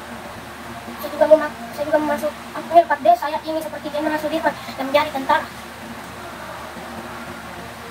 Wah, bagus. Masih ingat cerita perjuangan Pak Dirman? Pak De, ayah dulu pernah bercerita tentang Jenderal Sudirman. Tapi banyak yang lupa, yang kuingat itu Pak Dirman juga suka bermain sepak bola. Ya, kita sholat isya dulu. Nanti Pak De akan ceritakan masa kecil dan perjuangan Pak Dirman. Wah, ini kesukaanku. Pisang itu Pak De panen dari tadi pagi sebelum kesini. Ini pisang dibawa Pak De tadi Pandu. Dan kan Pak De istirahat. Dulu kamu siap-siap dan kamu masih sebentar lagi aja. Pak De cerita tentang Dirman kapan? Ceritanya nanti malam ya. Pak Dirman, aku ingin masuk tentara dan menjadi pemain sepak bola sepertimu. Assalamualaikum Pak De, ayo cerita tentang Pak Dirman. Wah Pandu, mengaji dulu nak. Betul, Pandu sebaiknya kamu mengaji 2 atau 3 halaman dulu. Pak De, aku ingin masuk tentara seperti Mas Dirga. Kemarin Pak De menengok Mas Dirga di Jakarta, copetnya belum hilang. Ceritakanlah mulai kecilnya Pak De. Kamu ingin cerita Pak Dirman dari mana? Saat Dirman kecil lahir. Alhamdulillah, anak kita lahirnya tepat 24 Januari 1916. Pak, ya Bu, kita bernama dia Suwe Dirman, anak Rembang, desa Bantar Barang, Kecamatan Rembang, Kabupaten Purbalingga. Masa ketika Dirman kecil mulai belajar agama dan sejarah, Bu? Apa pelajaran yang kamu suka, Dirman? Pelajaran agama dan sejarah, Bu? Bagus, Dirman, kamu perlu dalam sejarah ketentaraan jika ingin masuk tentara. Pak Dirman masuk tentara. Dirman, apa alasanmu memilih masuk tentara? Saya ingin berjuang dan membantu rakyat lepas dari penjajah, Pak. Pak Dirman menjadi anggota pembela tanah air PK. Assalamualaikum warahmatullahi wabarakatuh. Kali ini saya akan berbagi tentang perjalanan mencari biji kopi Julia. Kembara, aku di sini. Hai, oke. Selamat datang di Manggara, kawan. Hahaha, tenang kawan, lelahmu akan terbayar. Pinggangku rasanya mau patah. 5 jam aku di pesawat dari Jakarta ke Labuan Bajo. Bentar, pasti. Oke, tapi jangan lupa tujuan kesini untuk mencari Julia. Jenis biji kopi itu ada 2, Mario, Robusta, dan Arabica. Yang sekarang sedang sangat digemari adalah Arabica. Julia ini salah satu jenis Arabica yang langka. Julia memang sangat langka. Bara kopi ini baru bisa dipanen 2 tahun sekali. Alih-alih setahun 2 kali seperti biji kopi lain. Tapi seistimewa itukah Julia di sana? Mario, coba kau bayangkan, kawan, dalam satu seruput kopi Julia, kau bisa merasakan 3 rasa sekaligus. Ada perpaduan karamel, coklat, pahit, kopi, dan aroma tembakau. Itu keajaiban. Aku kesini karena ingin mencari tahu bagaimana cara mengolah Julia yang benar. Di sana belum ada yang berhasil menyajikan rasa kopi Julia seperti biji kopi Sangrai yang pernah kau kirim. Beta sendiri dapat biji kopi itu dari petani aslinya, Bara. Kita akan menuju ke sana. Perjalanan kita akan panjang, sebaiknya kau lihat dulu pemandangan luar. Wow, keren sekali. Sayang, aku di sini tidak untuk berwisata. Lain kali aku harus kembali, Mario. Pulang Komodo masih jauh dari sini. Pulau Komodo, Pulau Pada, Pink Beach. Pulau Komodo kita harus berlayar 4-6 jam. Di gugusan sana, pulau juga masih banyak tujuan yang menarik. Pink Beach, ada pulau Pada dan Pink Beach, tempat untuk menyelam juga banyak. Setelah 2 jam perjalanan, jadi Manggarai itu terbagi 3 Labuan Bajo, itu Manggarai Barat. Setelah itu kita akan ke Ruteng di Manggarai bagian tengah. Nah, tujuan kita ada di Manggarai Timur. Perjalanan kita masih bersifat jam-jam ya. Tapi kalau pemandangannya seperti ini, lelah pun tidak berasa. Sawah yang di sini masih biasa. Nanti di Ruteng beta tunjukkan sawah berbentuk jaring laba-laba. Jaring laba-laba di peta terlihat masih jauh ya, Mario. Iya, bagaimana siap bertualang? Yuk, gas. Desa Cancar, 15 km dari kota Ruteng, Kabupaten Manggarai. Ini namanya lingko sistem pembagian areal persawahan yang mirip jaring laba-laba. Kalau lihat titik pusat tengah itu namanya lodok. Garis pembagian ditarik mulai dari sana sampai ke titik paling luar. Luar biasa, aku yakin ini pasti satu-satunya di dunia. Dengan pembagian lahan seperti ini, kan tidak pernah berselisih. Matahari sudah mulai tinggi, kawan, sepertinya kita harus menginap. Namun, beta jamin, tempat penginapan kita kali ini luar biasa. Siap, ranselku itu isinya kan pun ajaib, segala peralatan ada di situ. Hahaha. Ayo kita jalan. Nanti di desa selanjutnya aku titipkan mobil ini, kita akan lanjut dengan jalan kaki. 3 jam jalan kaki, sanggup. Kau meremehkanku. 3 jam jalan kaki bukan masalah. Mobil beta dititipkan di jalan. Mobil beta dititipkan di sini dahulu. Selanjutnya kita siap-siap melanjutkan perjalanan dengan jalan kaki. Denge, desa terakhir sebelum Wairebo. Di sini udaranya dingin dan bersih ya, pantas. Hasil tanaman kopinya bagus-bagus. Tentu saja kita sudah di ketinggian 1000 meter di atas permukaan laut. Ayo kita segera berangkat ke buru gelap.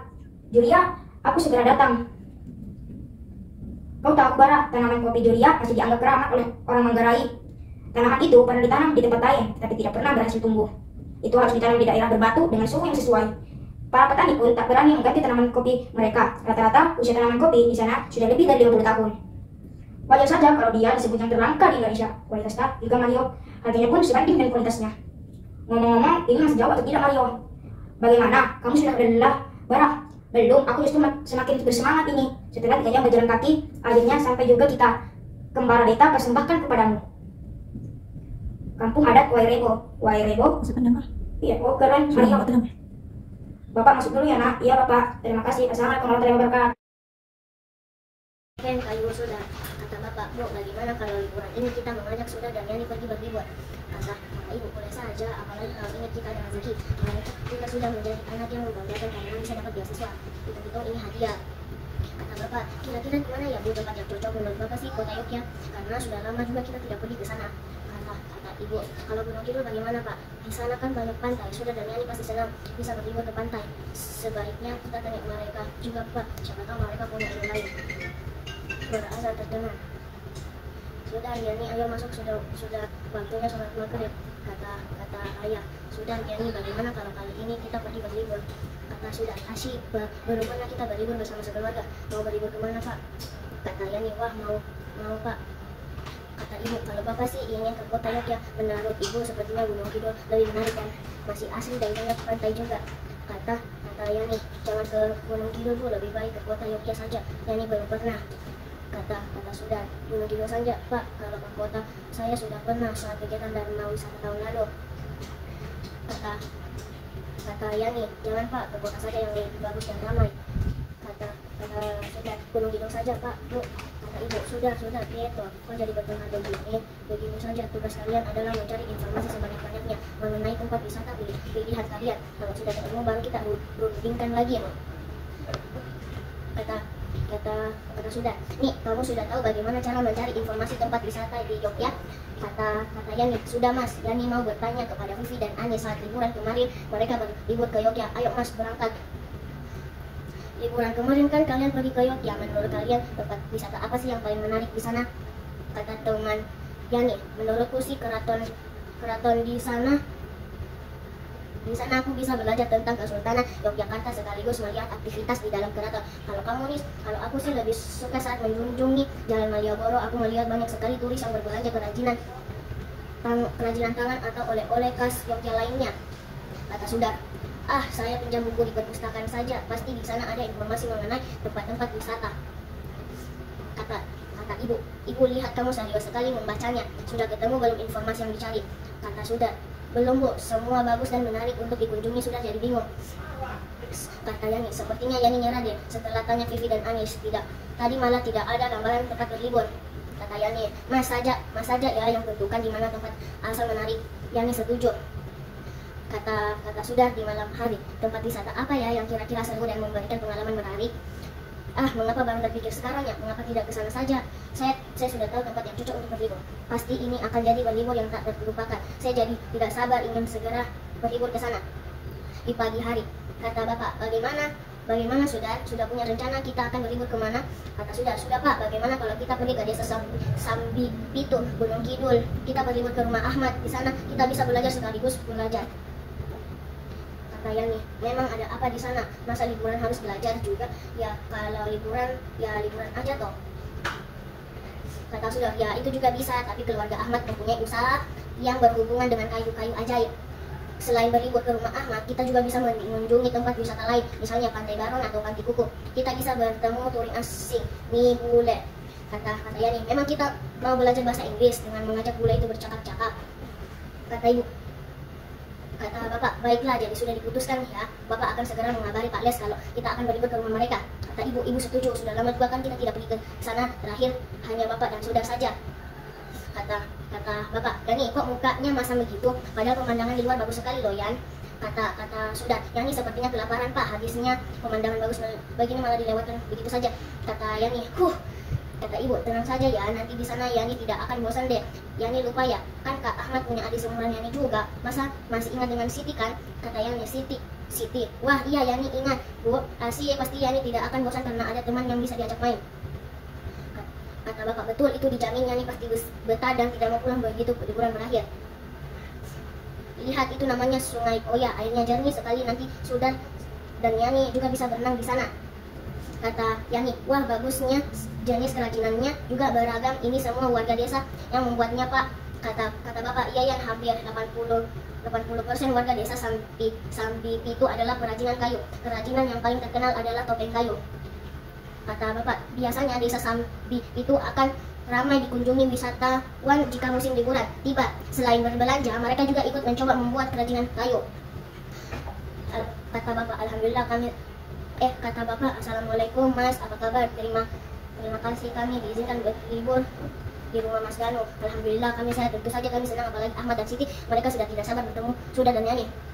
Kata nenek, mari masuk, kita lanjutkan mengobrol di dalam saja. Kata Yani, itu kayu untuk apa Mas Ahmad? Kok banyak sekali? Kata Sudah, itu yang saya maksud dengan kayu ajaib kemarin ya. Kata Ahmad, itu namanya kayu sengon. Kayu itu yang menjadi bahan baku kerajinan yang dibuat oleh sekelompok perajin di sini. Kata Ibu Ahmad, Kak Ahmad, Siti, ayo Mas Sudah dan Yani diajak istirahat dulu. Nanti selepasnya makan siang baru disambung lagi obrolannya. Kata Ibu, terima kasih ya Mbak. Ayo Sudah, Yani bawa barang-barang kalian. Kata Sudah, Ahmad, nanti saya diajak berkeliling desa ya. Waktu terakhir kesini saya tidak sempat berkeliling.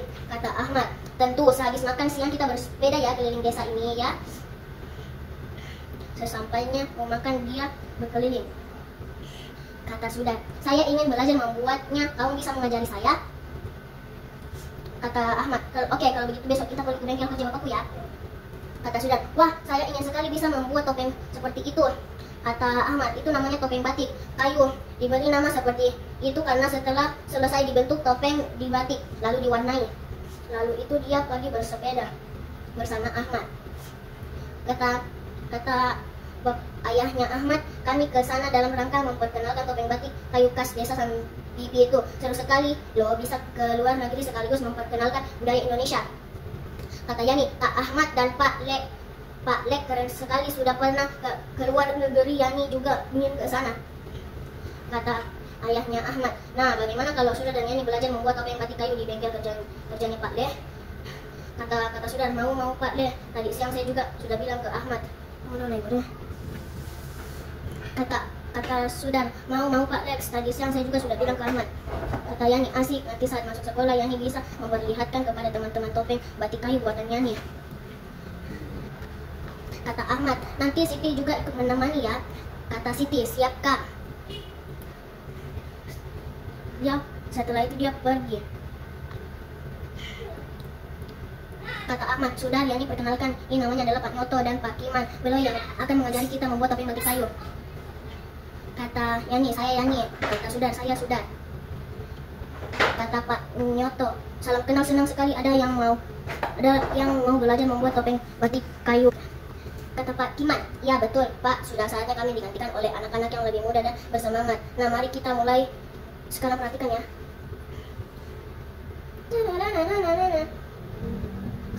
Kata Sudah, tunggu Pak, ada yang telepon. Ternyata itu Ibu. Kenapa Ibu? Kita saatnya sudah mau pulang. Kata Yani, ya udah deh. Kata Ahmad, ayo kita pulang.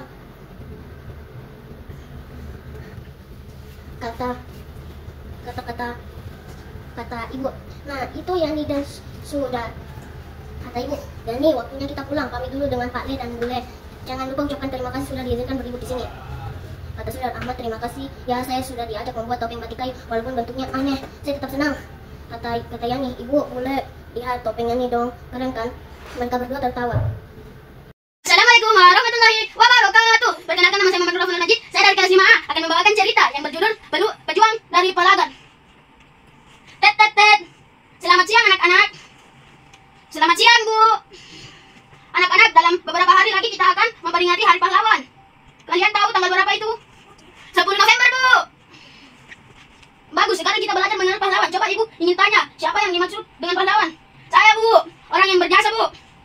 Tepat Sari, pahlawan adalah orang yang telah berjasa bagi orang lain. Coba siapa yang bisa jawab? Apakah pahlawan itu harus orang yang lebih tua? Coba Hasanuddin, jawabannya apa? Iya Bu, benar Bu. Salah Bu. Kalau begitu Ibu berikan PR ya. Ya Bu, jangan banyak-banyak ya. Coba kalian buat cerita tentang pahlawan yang berasal dari daerah kalian. Minggu depan tolong dikumpul ya. Aku harus menulis cerita apa ya? Assalamualaikum Bu. Waalaikumsalam. Hasan, bawa sepeda kamu ke samping ya. Baik Bu. Nanti Paman dan Bibi akan datang. Mereka sedang dijemput ayah di bandara. Asyik, ada Paman. Sudah besar kau Hasan. Kelas berapa kau sekarang? Kelas 2 SMP Paman. Aku sudah lama tak ke Makassar. Nanti kita memancing ikan di sana kalau kau berlibur ya. Paman, Hasan ingin diceritakan Paman. Berhubung ini sudah malam, kita lanjutkan cerita tentang Makassar besok saja ya. Kasihan Paman dan bibimu seharian penuh di jalan. Assalamualaikum Bu. Waalaikumsalam. Wah, segar betul teh ini. Nah adik-adik, ikuti kelanjutan kisah pahlawan dari Makassar minggu depan ya. Sampai jumpa bersama Bolang. Paman ceritakan ke Hasan lah tentang pahlawan dari daerah kita. Tadi Hasan baru nonton TV episode tentang pahlawan. Mari duduk di sini Paman akan ceritakan satu pahlawan dari tempat kita ya. Begini kisahnya. Baik Paman. Wah, Daeng, nampaknya Hasan sangat semangat dengan dengar. Nanti ya, anak kecil seperti Hasan ini memang mengetahui asal-usulnya. Telah lahir bayi perempuan pada 15 Oktober 1924. Dia bernama Salma Sohalitini Soelan. Cantik anak kita Bu. Kelak dia akan mengharumkan bangsa ini. Semoga dia menjadi anak yang kita panggil dia Emi. Apa itu Emi? 18 tahun Emi beranjak dewasa. Dia duduk di kelas 4 Hogere Burger School. Penolakan proposal sekolah kedokteran di Jawa Bu. Pemerintah Jepang, mereka bilang kalau Makassar ada sekolah yang hampir sama. Sudahlah Emi, kau sekolah di sini saja agar dekat dengan ibu. Aku ingin jadi perawat saja Bu. Ibu dukung kau nak. Sus, Ipa tolong berikan obat-obatan ini ke teman-teman laskar kita. Baik Emi.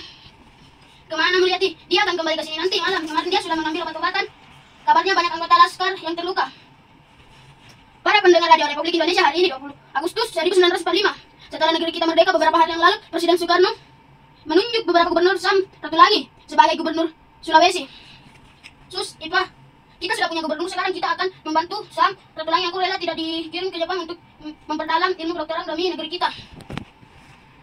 Dia Robert Walter mengiris sidik pintar orangnya. Melalui siapa nama teman kau itu? Ya, kelihatan cakap di organisasi berpendidikan. Aku ingin mendirikan sekolah, kita bantu gubernur kita dalam pendidikan. Eli, kau mau bantu juga kah? Kita namakan sekolah ini Pengguruan Nasional.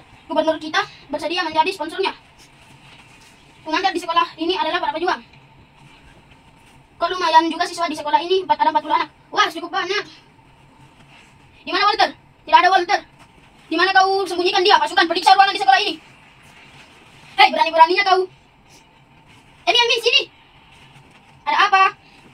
Aku mendengar dan melihat kalau ada kepala rumah sakit sudah mengetahui aksi kita. Mulyati, kau mendengar apa saja? Dia bilang kepala rumah sakit juga sudah tahu kalau kau ikut aksi penangkapan Sam Ratulangi.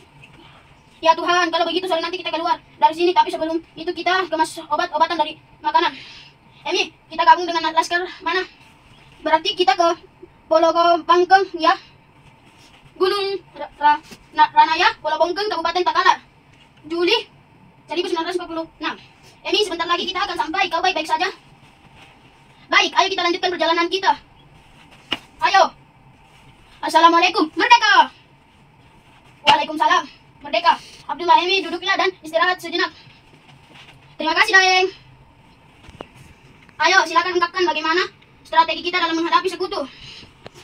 Kita sepakati pembentukan organisasi ini bentuk melawan penjajah dari bumi Sulawesi. Konferensi Thalassa ini bertujuan untuk membentuk Lakris sebagai wadah perjuangan mempertahankan kemerdekaan. Panjaong, Daeng Mule atau Karai, anak Bajai sebagai pelindung Karai, Jarum sebagai ketua dan organisasi, dan Walter Mengusidi sebagai sekretaris pasukan Laktur. Jeneponto dipimpin oleh Karen Sila Serta, Laktur Bangkala dipimpin oleh Karen Bangkala, dan Karen Kuning adapun Lipa Bajeng diketuai oleh Ranggang dan Romo. Nah, kau Emi dan Malui, kalian bantu mengurus Palang Merah. 17 Juli 1946 di puncak Gunung Ranaya, kepengurusan keanggotaan diumumkan dalam upacara bendera yang dihadiri sekitar 100 pemuda. Endang yang menjadi wakil ketua Laskar Lipan Bajeng menjelaskan arti berdirinya Lakris. Walter menyampaikan anggota dasarnya.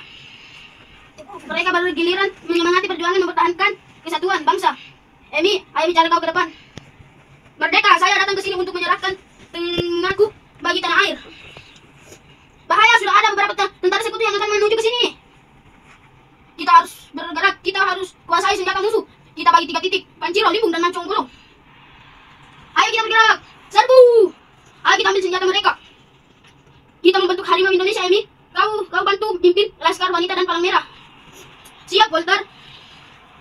Aku akan bantu memimpin Laskar Harimau, Emi. Apa tidak, setidaknya kau ganti nama saja. Aku khawatir berjajah mengetahuimu kalau kau perempuan. Kalau begitu panggil aku Daeng Kebo. Kebo artinya putih. Kita akan disumpah dengan Al-Quran agar tidak mengkhianati perjuangan. Kita ganti nama organisasi dengan Wanita Indonesia. Kita akan bagi beberapa unit untuk menempati beberapa tempat di Sulawesi. 1 unit beranggotakan 3-4 orang. Kita akan memulai perjuangan dengan berpindah-pindah tempat. Bahaya, sudah banyak yang masuk ke Makassar. Ayo kita segera bubar dan berpencar. Nanti kita akan bertemu dalam kondisi yang lebih baik.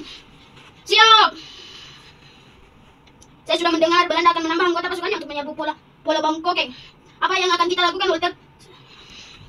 Segera kita turun ke Makassar. Pulau Bangkok sudah tidak kondusif untuk Laskar. Serang! Malui, kita akan direbut markas polisi Belanda. Ayo maju! Tembak! Siap, Kak! Ini rasakan penjajah.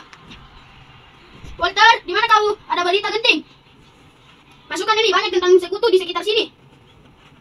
Aku berita Musa ditangkap seperti dia luka-luka Belanda membawa ke rumah sakit tentara. Kurang ajar. Kita akan bebaskan Musa. Benar, kita susun strategi untuk membentukkannya. Siap, Walter. Baik, tolong bantu pimpin pembebasan Musa dari rumah sakit. Ini sepertinya pasukan KNIL menghukum kita. Agus sudah siap dengan Owen Gun dan peluru 4 Howder. Tidak perlu kita jalan tembus ke permukiman warga melalui jalan samping. Daeng dan semua teman tolong pembebasan Musa dari rumah sakit. Aku akan ke arah kanan, kalian ke arah kiri. Masuklah, Emi. Terima kasih. Boleh kami tinggal di sini beberapa waktu, Belanda mengejar kami. Hai, Walter. Emi, di mana kalian? Goa Desember 1946. Takalar Desember 1946. Jeneponto 1096. Para Laskar terus bertempur merebut daerah kunci seperti Goa, Takalar, dan Jeneponto. Kita sudah akan mencapai tujuan untuk mempertahankan kemerdekaan. Kita sudah mulai kuasai daerah kunci di Makassar. Aku merasa kita bekerja untuk Indonesia, untuk tanah air. Aku juga berjuang untuk tanah air. Berharap tokoh politik bisa mengorganisasi dan berdiplomasi untuk menghentikan pertempuran. Indonesia pasti segera merdeka. Betul, bila pemimpinan politik memahami arti perjuangan rakyat. Teman-teman, sepertinya Belanda akan menambah pasukan di sini. Bahaya. Tidak lama lagi mereka akan tiba. Ayo kita siapkan dan bekali laskar kita. Siap, Walter. Mundur. 23 Januari 1947. Walter memilih mundur karena ada penambahan serdabu Belanda yang dipimpin oleh Westering. Aduh, perutku seperti ditusuk-tusuk karena usus buntu. Kau alasan dengan minyak balur ini, Emi? Sus, Ipa mengapa hanya kita bertiga bertempur? Tidak apa-apa, memang cuma kita bertiga. Kapan kita merdeka? Betul. Jika merah putih berkibar di mana-mana. Jika belum berkibar, jangan bertemu. Melamun apa, Emi? Melihat dia seorang diri yang saya terlanjur mengatakan bahwa berdua tidak akan bertemu sebelum merah putih berkibar merata. Merdeka! Merdeka! Emi, kau mundur ke kasih bawa yang luka banyak anggota laskar yang tewas dan terluka. Abdullah, kau temani Emi biar aku jaga di sini. Baik, Walter. Mau kemana kau, Emi? Minggir kau, penjajah. Sebaiknya kamu menyerah, Emi. Itu mimpi. Emi gugur bersama 8 pasukan Belanda. Ada berita penting. Apa? Emi gugur. Jangan berbohong, kau siapa bilang?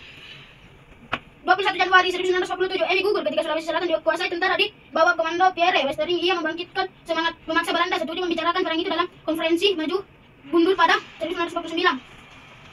Lalu Emi dimakamkan di mana? Di Taman Makam Pahlawan Panaikang, Makassar. Nanti kalau kamu ke Makassar, paman antar kau ke Monumen Mahaputra Emi Soiran di Jalan Hertasning. Oh, ada ya paman? Ada. Berarti itu harus tua ya paman? Tidak Hasan, bisa jadi pahlawan keluarga kalau kau turuti nasihat ayah dan ibumu. Siap paman. Tidak Hasan, kamu pun bisa jadi pahlawan keluarga kalau kau turuti nasihat ayah dan ibumu. Tugu itu terdiri atas undakan yang menyerupai kepala granat.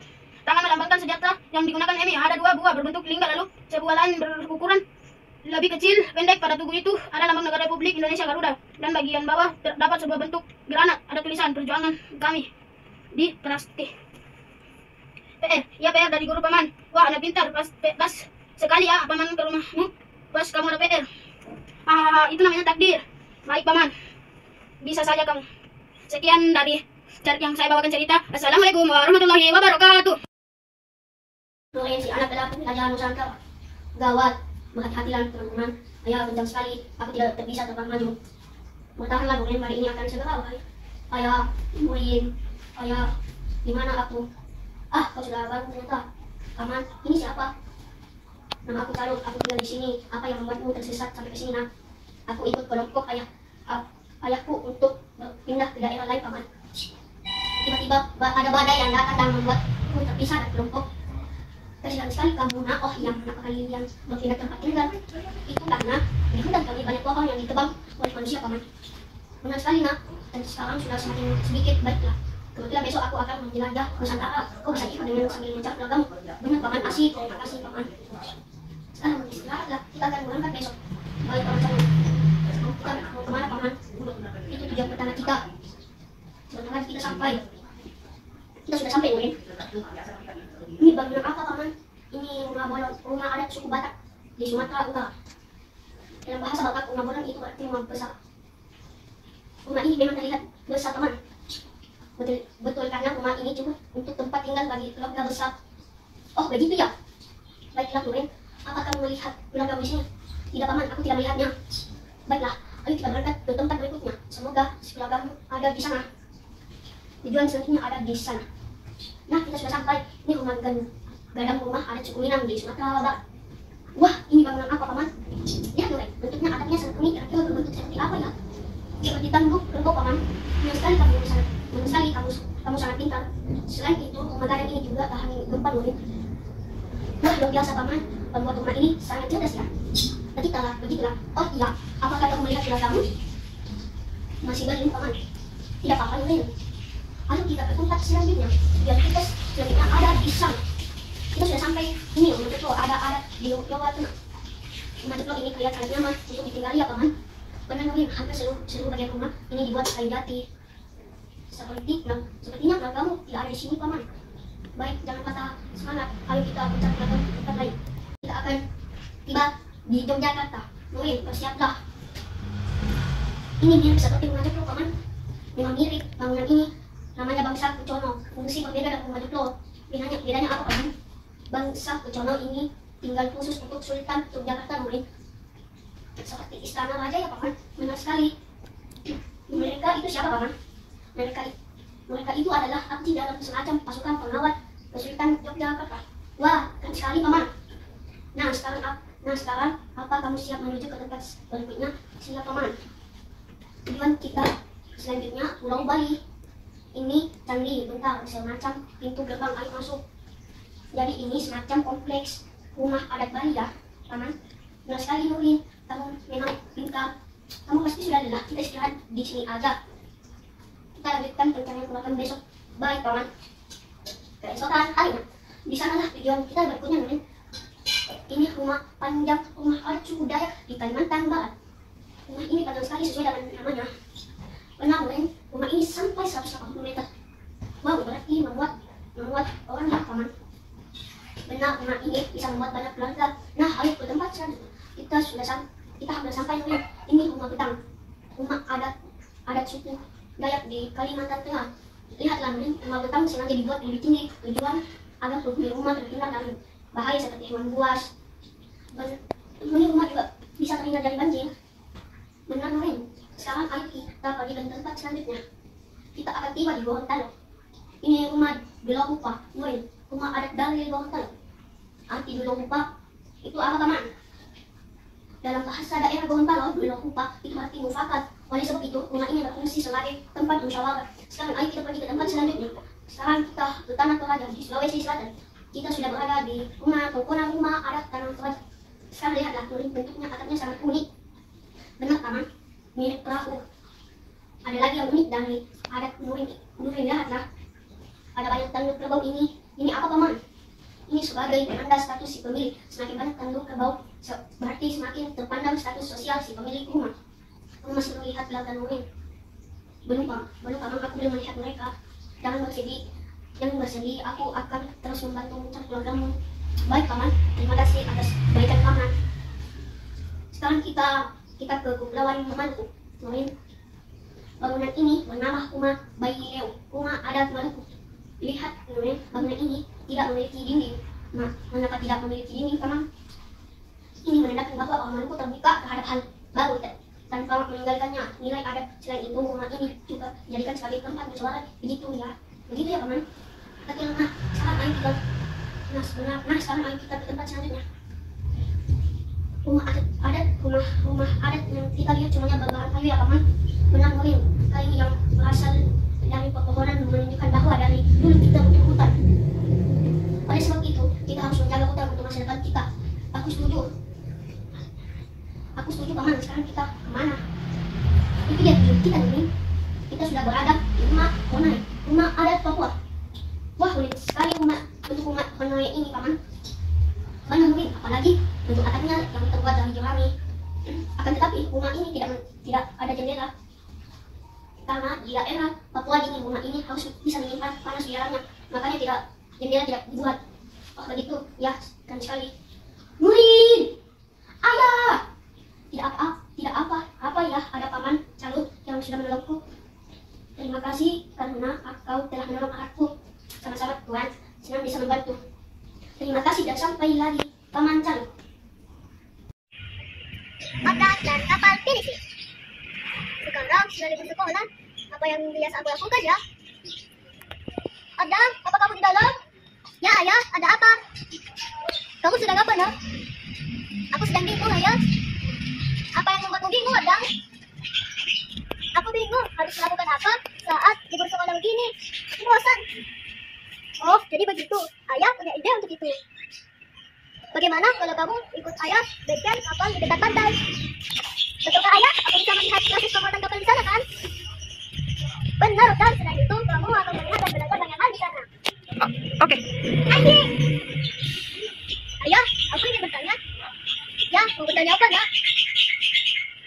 Nama kapal yang dibuat di bengkel ayah apa ya? PCC nih. Nama kapalnya Pinisi Odang. Nanti ayah akan cerita lebih banyak tentang Pinisi setelah sampai di bengkel. Baiklah ayah. Nah, kita sudah sampai. Odang, beginilah suasana bengkel tempat pembuatan kapal Pinisi. Wah, kapal yang besar. Sekarang ayah akan menjelaskan kapal Pinisi yang jadi kebanggaan daerah kita, Odang. Sebelum kapal dibuat terlebih dahulu, ada ritual pembagian kue-kue manis kepada para pekerja. Ritual ini bertujuan untuk keselamatan para pekerja karena pekerjaan membuat kapal Pinisi ini yang sangat berbahaya dan berisiko. Kayu untuk membuat kapal Pinisi diambil dari hutan di Sulawesi. Kayunya dijemur dahulu agar kering dan kuat. Kemudian kayu-kayu itu dipotong sesuai kebutuhan dan bentuk kapal Pinisi itu. Setelah itu kapal Pinisi pun dibuat. Pembuatan kapal Pinisi bisa memakan waktu setengah hingga setahun lamanya. Tahukah kamu Odang bahwa layar kapal Pinisi dijahit dari bahan terbaik agar kuat dan mengarungi di samudera. Setelah badan kapal selesai, dipasanglah khas kapal Pinisi. Pembuatan kapal ini memang tidak main-main Odang. Oleh sebab itu kapal ini bisa melakukan perjalanan yang jauh. Begitulah pembuatan kapal Pinisi. Setelah itu ada ritual pemotongan lunas kapal sebagai penanda rasa syukur karena dibuat selesai. Setelah lunas berhasil dipotong, kapal Pinisi pun siap melaut. Setelah kapal itu selesai, para pekerja akan menarik kapal tersebut agar bisa melaut. Pekerja pun bersorak-sorai karena kapal Pinisi berhasil melaut. Dalam kondisi hujan, badai, sekalipun kapal pinisi tetap bertahan. Selain itu, pelaut Bugis sudah dikenal sebagai pelaut yang tangguh, Odang. Begitulah kira-kira kisah pembuatan kapal pinisi Odang. Luar biasa sekali, ayah. Tahukah kamu bahwa kapal pinisi sudah ada sejak masa kerajaan lalu? Benarkah begitu, ayah? Betul. Odang, sekarang mari kita lihat proses pembuatan kapalnya secara langsung. Beginilah awal mula pembuatan kapal pinisi. Nah, itu proses pemasangan layar kapalnya. Ya. Jadi beginilah layar kapal pinisi itu, Odang. Itulah kayu yang akan dijadikan sebagai bahan kapal baru ini. Akan tetapi, sekarang kita sudah semakin sedikit, ayah. Jadi bagaimana kita bisa mendapat kayu untuk membuat kapal? Pertanyaan bagus, Odang. Untuk itu kita harus membeli kayu dari daerah lain. Kalau hutan di daerah lain sudah habis, bagaimana, ayah? Oleh sebab itu, kita harus tetap menjaga hutan ini meskipun sulit. Baiklah, ayah, kalau begitu, semoga hutan Indonesia bisa terus terjaga. Amin. Baiklah, sekarang kita lihat lagi proses pembuatan kapal. Baik, ayah. Lihat, Odang, kayu badan kapal itu sudah diamplas. Ada permukaan kayunya jadi halus. Namanya, mengapa, ayah? Untuk menjawab itu, mari berpindah ke tempat berikutnya. Itu, Odang, permukaan kayu halus agar badan kapal bisa berjalan. Kamu tahu bahwa kapal pinisi pernah menjadi gambar di uang kertas pecahan 100 rupiah? Aku tidak tahu, ayah.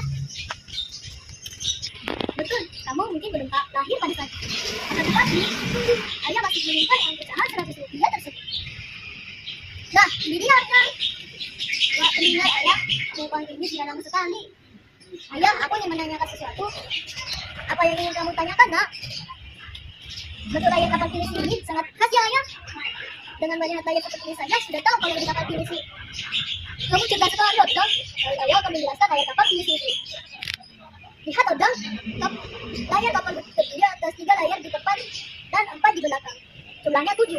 Artinya pinisi sudah mengarungi 7 samudera dunia. Wah, luar biasa. Begitulah hebatnya nenek moyang kita. Ini sebagai informasi tambahan saja, Odang. Apa itu, ayah? Sekarang ada 2 jenis kapal pinisi, yaitu palari dan yang nomor. Pinisi padanya adalah pinisi tanpa namun tanpa mesin, sedangkan gambar sudah bermesin. Tadi ayah bilang pinisi itu sudah mengarungi 7 samudera, ya? Betul, Odang. Kapal pinisi ini sudah mencapai Tiongkok. Kapal pinisi pernah mencapai Tanjung Harapan di benua Afrika. Malah mencapai orang Papua, Odang. Wah, luar biasa sekali, ayah. Sepertinya aku ingin menjadi pelaut saja, ayah, agar aku bisa mengelilingi dunia yang luas.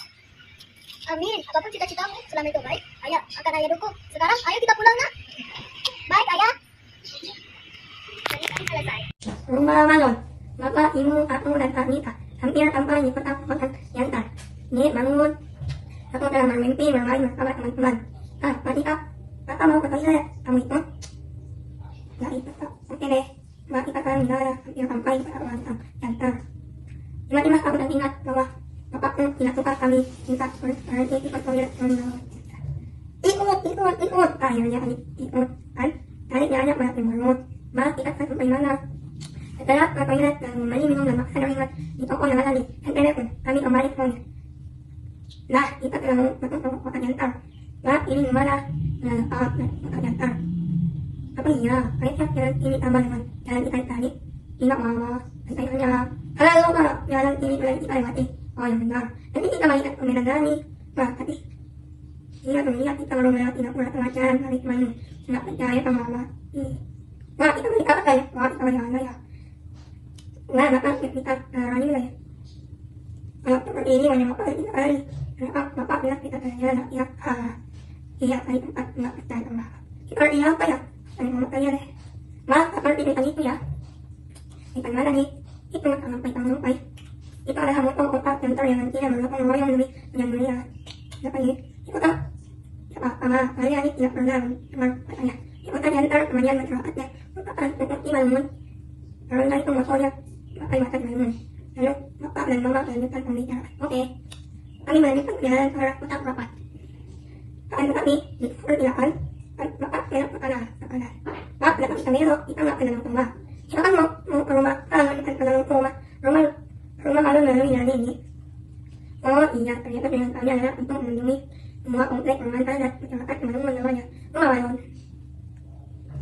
Selanjutnya kami melalui jalan yang lebih kecil dengan kualitas yang sangat tinggi dan jelas. Di kiri dan kanan jalan dipenuhi pengolahan besar. Oh ternyata ini naik adat. Wah jadi naik adat. Aku datang di rumah balon. Tidak tamat terkenal lewat setiap data. Aku sampai di luar. Aku dan papa menjalan di samping mama. Oke. Berapa lama ikan baru? Ikan baru karena ikan jual murni. Karena aku baru orang pak. Tak murah ya.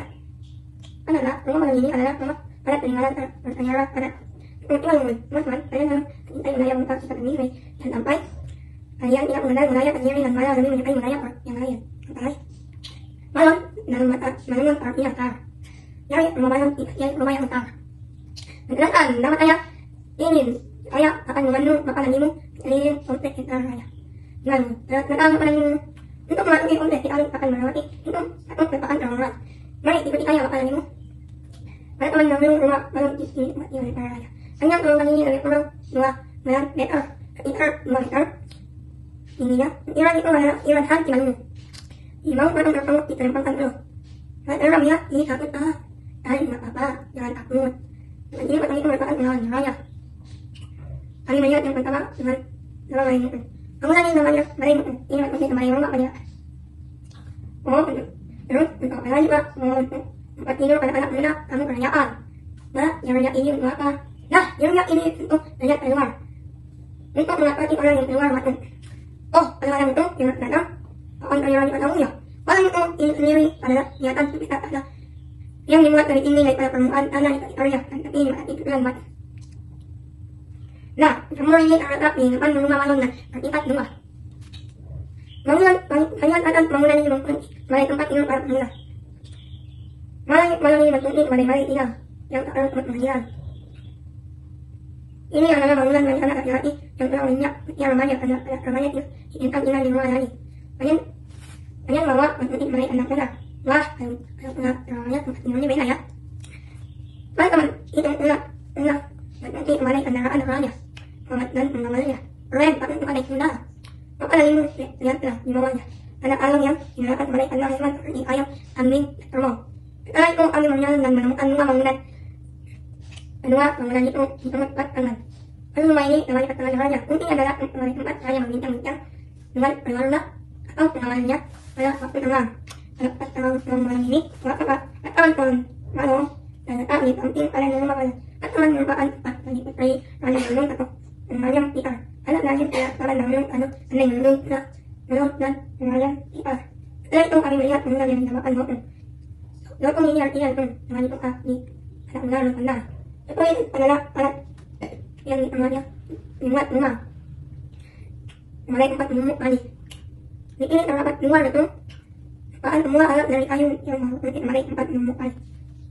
Alat ini adalah kayu yang mempunyai penumuk kali. Oh, alat penumuk panjang kali. Panjangnya lebih tinggi orang dewasa. Orang tua dulu lebih tinggi.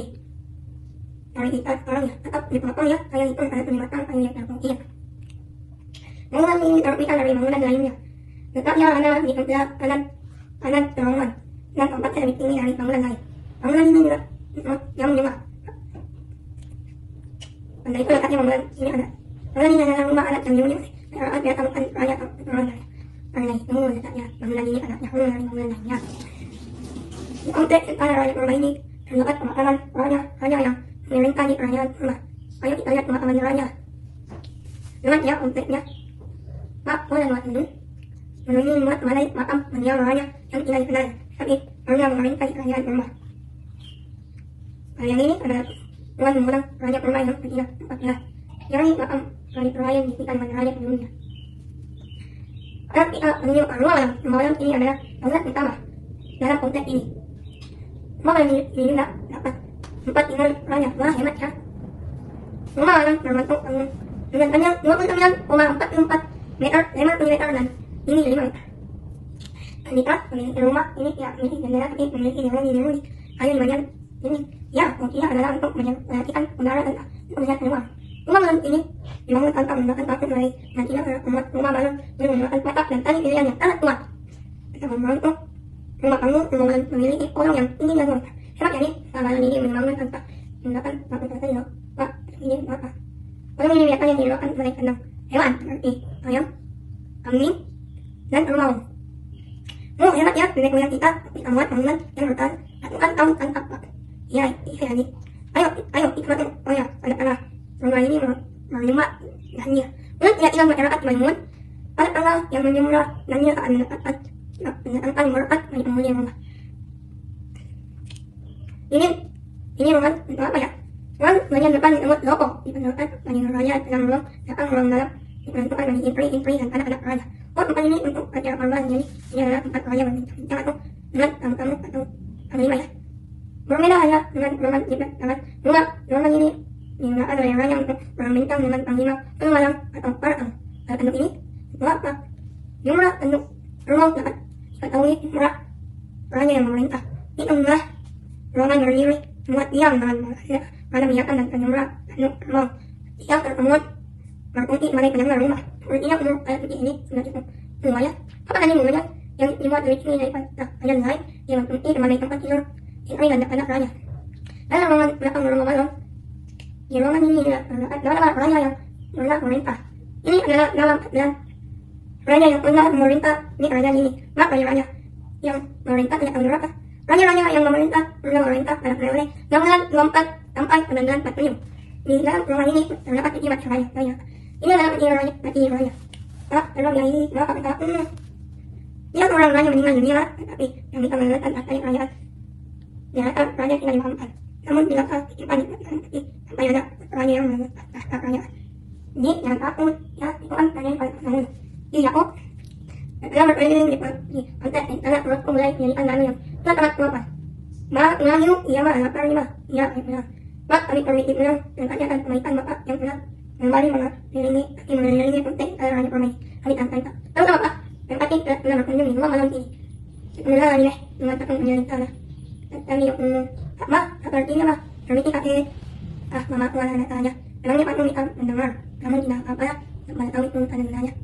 Selamat tinggal di rumah malam, semoga tetap ada sampai yang kedua ya, yang sampai hanya tinggal cerita. Kan, marilah kita teruskannya berjalan dan berjalan. Kami akan menolong kita sampai jumpa.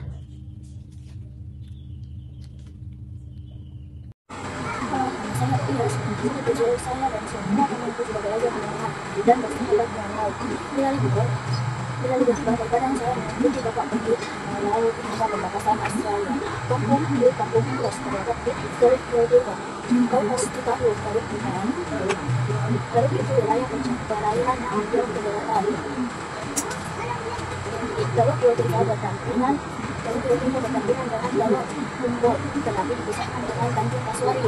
Di situ terdapat macam berarti masyarakat yang terus Tampapati adalah penduduk asli Jayapura. Mereka termasuk Temanggaku, telah berada di tanah ini sejak nenek moyang dahulu. Rumah di kampungku berdiri di atas air, sebut saja itu namaku. Di waktu siang besar, rumahku terkadang sedikit bergoyang. Lalu sebuah tiang di rumah itu terbuat dari kayu yang diambil dari hutan di pegunungan Riau. Sekarang banyak masyarakat yang membuat tiang rumah dari beton. Hutan pegunungan Riau harus dijaga agar segar. Maka air di pegunungan itu tidak menyimpan. Aku merasakan Temangkus benar-benar seperti sungai pemandangan. Di sini lebih biasa, akan tetapi aku ingat sekali melihat burung rambutan atau mangga di halaman rumah. Pasti yang menangkap bisa menangkap itu. Iya, tapi mulai dengan baru orang kampungku yang membangun harus pagi pada ini. Atap, pagar, dan tanjakan yang dibakar ini membuat berbeda dengan jembatannya yang aku menyebut ini tempat bersuah. Hampir setiap hari aku dan teman-temanku menghabiskan waktu bersama. Namun, kupikir teman-temanku akan lebih setuju menamainya tempat bermain sangat menyenangkan. Saatnya aku ceritakan di teman-temanku, mereka adalah anak yang luar biasa. Meskipun banyak keterbatasan, kami tak pernah mengeluh. Kami selalu tertawa dan tentu saja kami semua memiliki cita-cita. Saat dewasa nanti kalian juga harus bahagia agar bahagia di masa depan. Kalian harus belajar sekolah. Begitulah yang selalu dikatakan Pak Ibu pilihlah tiga temanku. Mereka Tony, Theo, dan Simon yang bisa dikenali PTS. Suatu saat seakan mau di wali kota. Siap, kami mendukung menjadi wali kota.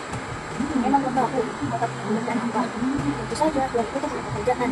Bangga itu bikin harus si kota yang Jayapura. Aku tak pernah dengan Pak Wali Kota bicara di festival. Pak Wali Kota bilang kota Jaya harus bersih. Walaupun begitu, aku menyukai Theo dan PTS meski terkadang bertengkar. Kami selalu saling memaafkan, mendukung, menyayangi dan menjaga.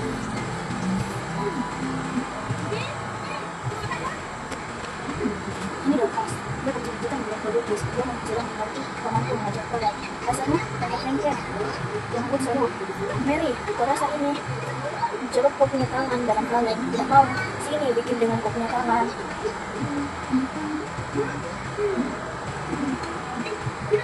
Ya, seperti itulah Mary yang suka histeris dan cerewet. Hai Mary, Dorcas, ya, ini adalah teman kecilku, itu Laura. Kami memanggilnya Aro dan merasa kasar, tapi Lara artinya bakal. Hai Aro, mau ikut belajar ini? Sama, kau tidak, kau juga tidak? Tidak, sama bersihkan satunya tangan. Hai Sofia, apa kabar? Apa mimpimu? Saya ingin menjadi menteri. Hah? Saya ingin seperti Yohana yang biasa menjadi menteri pemberdayaan perempuan.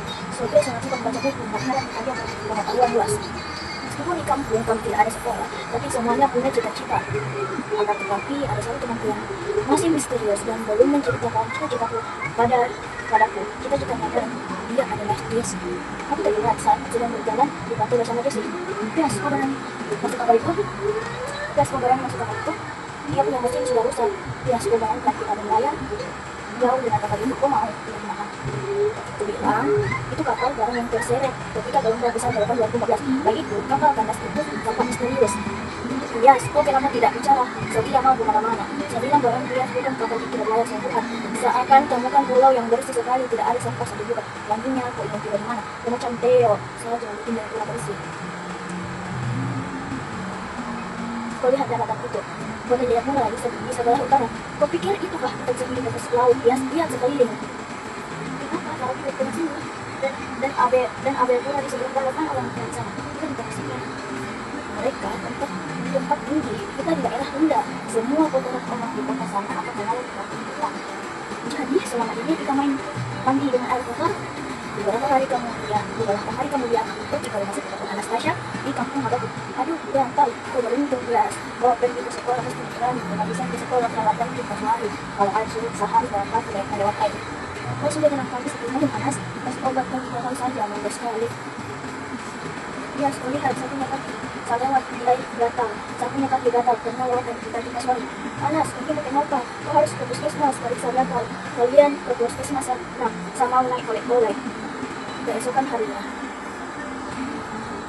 akan membuat kalung berang untuk raja agar dia semangat berlatih menari di festival. Hari ini kalau kau salah kabur, kita ini saya kamu kau. Raja boleh datang ya? Tolong. Raja kenapa bapak? Raja diare dan minta dan pagi sekarang lemas, kami harus dia ke rumah sakit. Itu tahun berlalu, sejak berbagai peristiwa yang aku ceritakan sebelumnya sudah naik kelas, semua teman-teman kecilku semakin berkembang. Jesse sekarang bergabung dengan kelompok pemerhati lingkungan. Saya memang dalam berhasil menangani persoalan sampah secara aktif. Berharap teman-temanku kalau dapat berperan membantu cita-cita lengkaplah hidup sebebas kawanan itu. Legenda Putri Cermin Cina. Dahulu kala, di zaman ada sebuah kerajaan di tepi sungai. Kerajaan yang dipimpin oleh raja yang arif dan bijaksana bernama Sultan Mahbang Matahari. Dia mempunyai 2 orang anak, Tuan Muda, Sekat, dan Putih Cermin Cina. Suatu hari, Ulu Balang melapor kepada raja. Maaf, Paduka, akan saya ada saudagar kaya beserta anaknya. Buahnya berdagang. Mereka berasal dari negeri yang sangat jauh. Raja, kalau begitu undang mereka makan malam kalau mereka datang. Raja perintahkan Putih Cina dan saudaranya siapkan makanan. Dan Tuan Muda telah diperintahkan mengatur tempat penjamuan. Keesokan pagi, Putri Cermin Cina bersama prajuritnya pergi ke pasar dan Tuan Muda yang telah menganut tempat jalanan hingga saudagar kaya akhirnya datang juga dengan kapal yang sangat besar. Disambut oleh huru barang, saudagar kaya itu bernama Pura Muda Senani. Saudagar saat datang menyampaikan undangan dari raja, yaitu jamuan makan malam kepada saudagar dan anak buahnya. Menjelang saat saudagar dan anak buahnya tiba di sana, mereka sangat kagum dengan istana yang sangat besar. Mereka disambut oleh raja dan mereka sangat menyukai makanan yang disajikan karena sangat lezat. Mereka santap malam Cermin Cina. Mereka makan malam pun Cermin Cina datang membawa kue untuk dihidangkan. Tiba-tiba saudagar itu terpesona dengan kecantikan Putri Cermin Cina. Setelah itu pulanglah saudagar terus memikirkan kecantikan Putri Cermin Cina. Begitupun sebaliknya, sehingga mereka jatuh cinta. Keesokan harinya, saudagar itu berjalan di sekitar pelabuhan. Kemudian datanglah Rani Putri Cermin Cina berbelanja. Akhirnya mereka bertemu kembali dan saling menyampaikan perasaan masing-masing. Akhirnya saudagar kembali ke istana bertemu dengan Paduka Raja. Meminang Putri Cemincina dan Putri Cemincina menerima perasaan saudagar. Tak berapa lama akhirnya mereka menikah. Akhirnya Putri Cemincina ikut ke kampung suaminya. Saat di kampung suaminya, menyaksikan suaminya bermalu gasing tanpa segala gasong mengenai wajah Putri Cemincina yang menjaga Putri Cemincina meninggal dan dikuburkan di tepi sungai. Karena kepergian istrinya, akhirnya tuan muda senang, seakan-akan dan juga meninggal dunia, seolah ditinggal oleh putrinya. Paduka Raja yang sangat sayang dan memutuskan berlayar dan menepi di sebuah daratan dan memutuskan menetap di tempat itu yang sekarang dinamakan Desa Lubuk Suka. Turun karena batu bara. Teng. Asyik istirahat di kantin. Liburan nanti mau kemana buat? Belum ada rencana tiba. Sepertinya kita tidak bisa kemana-mana bulan ini. Hah? Kenapa Ki? Iya kok bisa?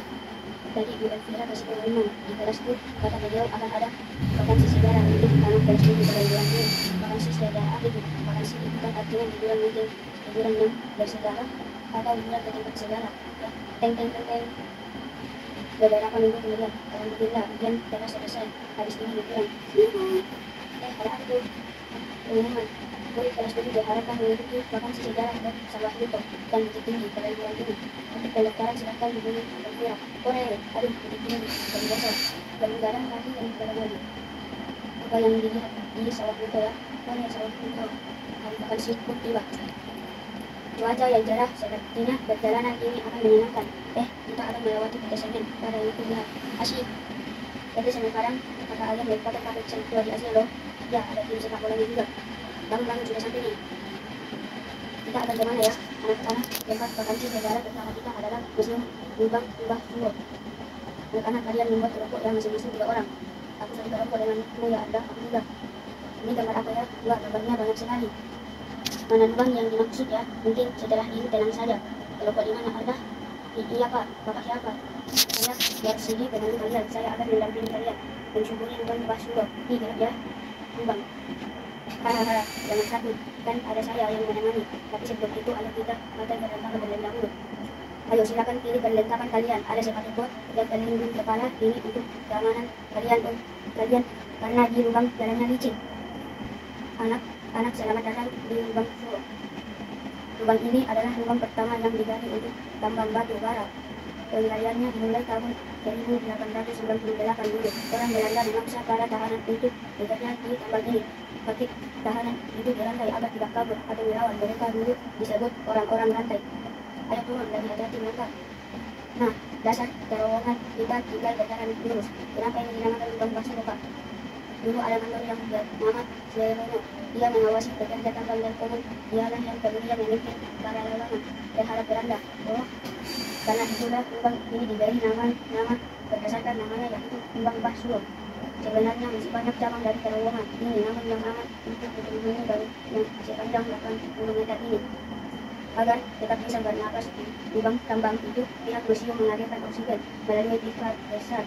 Kalian semua dari aman dan nyaman, aman Pak. Kasihan orang-orang itu dipaksa bekerja.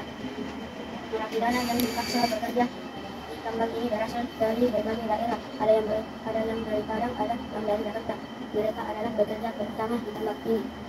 Karena batu bara yang digali cukup banyak, akhirnya orang-orang dari pulau lain di Indonesia datang sebagai kuli kontrak.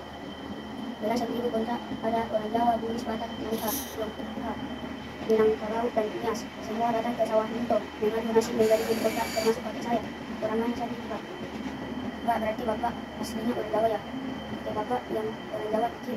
Iya betul, itulah asal muasal mengapa di sawah Minto bentuknya higienis dan multikultural. Di sawah Minto juga ada wayang dan tarian-tarian untuk menghibur pekerja tambang. Wah, hebat Pak Wan, sini banyak tahu ya, dia seperti sejarawan. Saya dulu banyak diceritakan oleh orang tua dan pakai tentang tambang batu bara ini, dan banyak juga membaca buku referensi tentang hal itu. Benar juga Bapak, ini ternyata suka membaca Pancasila. Ayo anak-anak, kita berjalan ke arah Gudang Ransum. Siap. Apa itu Gudang Ransum? Ya, ini dia anak-anak Gudang Ransum. Wah, banyak sekali. Dulu tempat ini merupakan dapur umum. Setiap harinya dapur ini memasak 4.000 kilogram beras untuk makan pekerja tambang. Sekarang tempat ini dijadikan museum gudang busuk. Banyak peralatan dari masa penjajahan yang pemerintah. Assalamualaikum warahmatullahi wabarakatuh. Saya akan puisi tentang si bokeh. Jadi saya akan mempuisikan bokeh ini. A'udzubillahi minasyaitonirrajim. Bismillahirrahmanirrahim. Adam, sebelum pulang guru mau bicara sama kamu ya. Baik Pak Guru. Ada apa ya dengan si Madam? Si bokeh pasti lagi bayar uang. Setahu Said. Maaf ya Tom, apa sudah ada titipan uang dari babemu? Ada, tapi hanya segini. Uang Adam minta maaf. Ada segini Guru. Adam minta maaf ya Guru. Bisa ngasih uang pengajiannya? Iya, tidak apa-apa. Tom, Guru maklum kamu banyak bantu-bantu ya. Guru membersihkan rumah juga. Guru senang punya murid rajin sepertimu. Makasih Guru. Adam akan janji akan membayar utang kepada Guru nanti. Benar-benar anak yang baik dan rajin si Adam. Alhamdulillah. Alhamdulillah Adam masih bisa belajar mengaji pada guru soleh. Babe tidak bisa membiayai kamu mengaji Tom. Kamu bantu Babe bekerja saja ya. Tapi Adam ingin bisa membaca, menulis B. Adam ingin bisa berilmu dan membanggakan niat dan Babe. Iya Bang Hasan, izinkan saja anak kita belajar mengaji. Kalau niat kita baik, Allah pasti kasih jalan ya Bang. Oke, harus semangat, ayo cari lagi. Bagaimana kalau kita membantu Adam teman-teman? Setuju. Oh enggak, emang kita juragannya. Hahaha. Sayang kalau Adam tidak mengaji lagi. Iya, padahal dia sangat pintar dan rajin. Assalamualaikum. Ada Adam sudah datang, silahkan duduk ya Tom. Tidak apa-apa. Sampai di mana kita kemarin? Surah apa Pak Guru? A'udzubillahi minasyaitonirrajim. Bismillahirrahmanirrahim. Beberapa hari kemudian, anak-anak, alhamdulillah besok sudah penutupan pengajian kita untuk tahun ini. Sekalian menyambutkan kedatangan bulan suci Ramadan. Bagaimana kalau kita selamatan Ahad depan? Setuju Pak Guru. Teman-teman, bagaimana kalau kita membawa makanan dari rumah kita masing-masing? Wah, ide bagus tuh Said. Tumben otakku encer. Hahaha. Aku bawa kue cucur. Aku bawa semur jengkol. Insya Allah akan kubawa gado-gado. Aku asinan. Aku gabus pucung. Aku bawa soto daging. Baik, pada zuhur Ahad depan ajaknya bagi kalian juga. Insya Allah Guru sediakan nasi uduk. Asyik. Jangan khawatir, Adam cukup datang saja, tidak perlu membawa apa-apa. Wabillahi taufiq wal hidayah. Wassalamualaikum warahmatullahi wabarakatuh. Zaman dahulu di Jambi ada sebuah kerajaan yang dipimpin oleh Raja Sultan Mambang Matahari. Raja memiliki 2 orang anak, Tuan Muda Selat dan Tuan Cermin Cina. Pada suatu hari, kerajaan itu kedatangan seorang saudagar. Raja pun mempersiapkan jamuannya. Putri Cermin pun pergi ke pasar. Banyak orang yang mengagumi kecantikannya. Pada malam hari, Sultan Mambang berkeliling istana untuk mempersiapkan jamuan makan malam. Saudagar dan Tuan Selat Muda sangat senang berkunjung. Pada saat makan malam, Putri Cermin Cina ikut menyiapkan makanan. Tuan Muda pun jatuh cinta. Dan tak lama Tuan Muda datang untuk meminang Putri. Suatu hari Tuan Muda senang bermain gasing. Dan Tuan Putri melihat ke jendela. Karena kagum akan kecantikannya, gasing pun terpental kena Putri. Tak lama Putri meninggal. Terima kasih.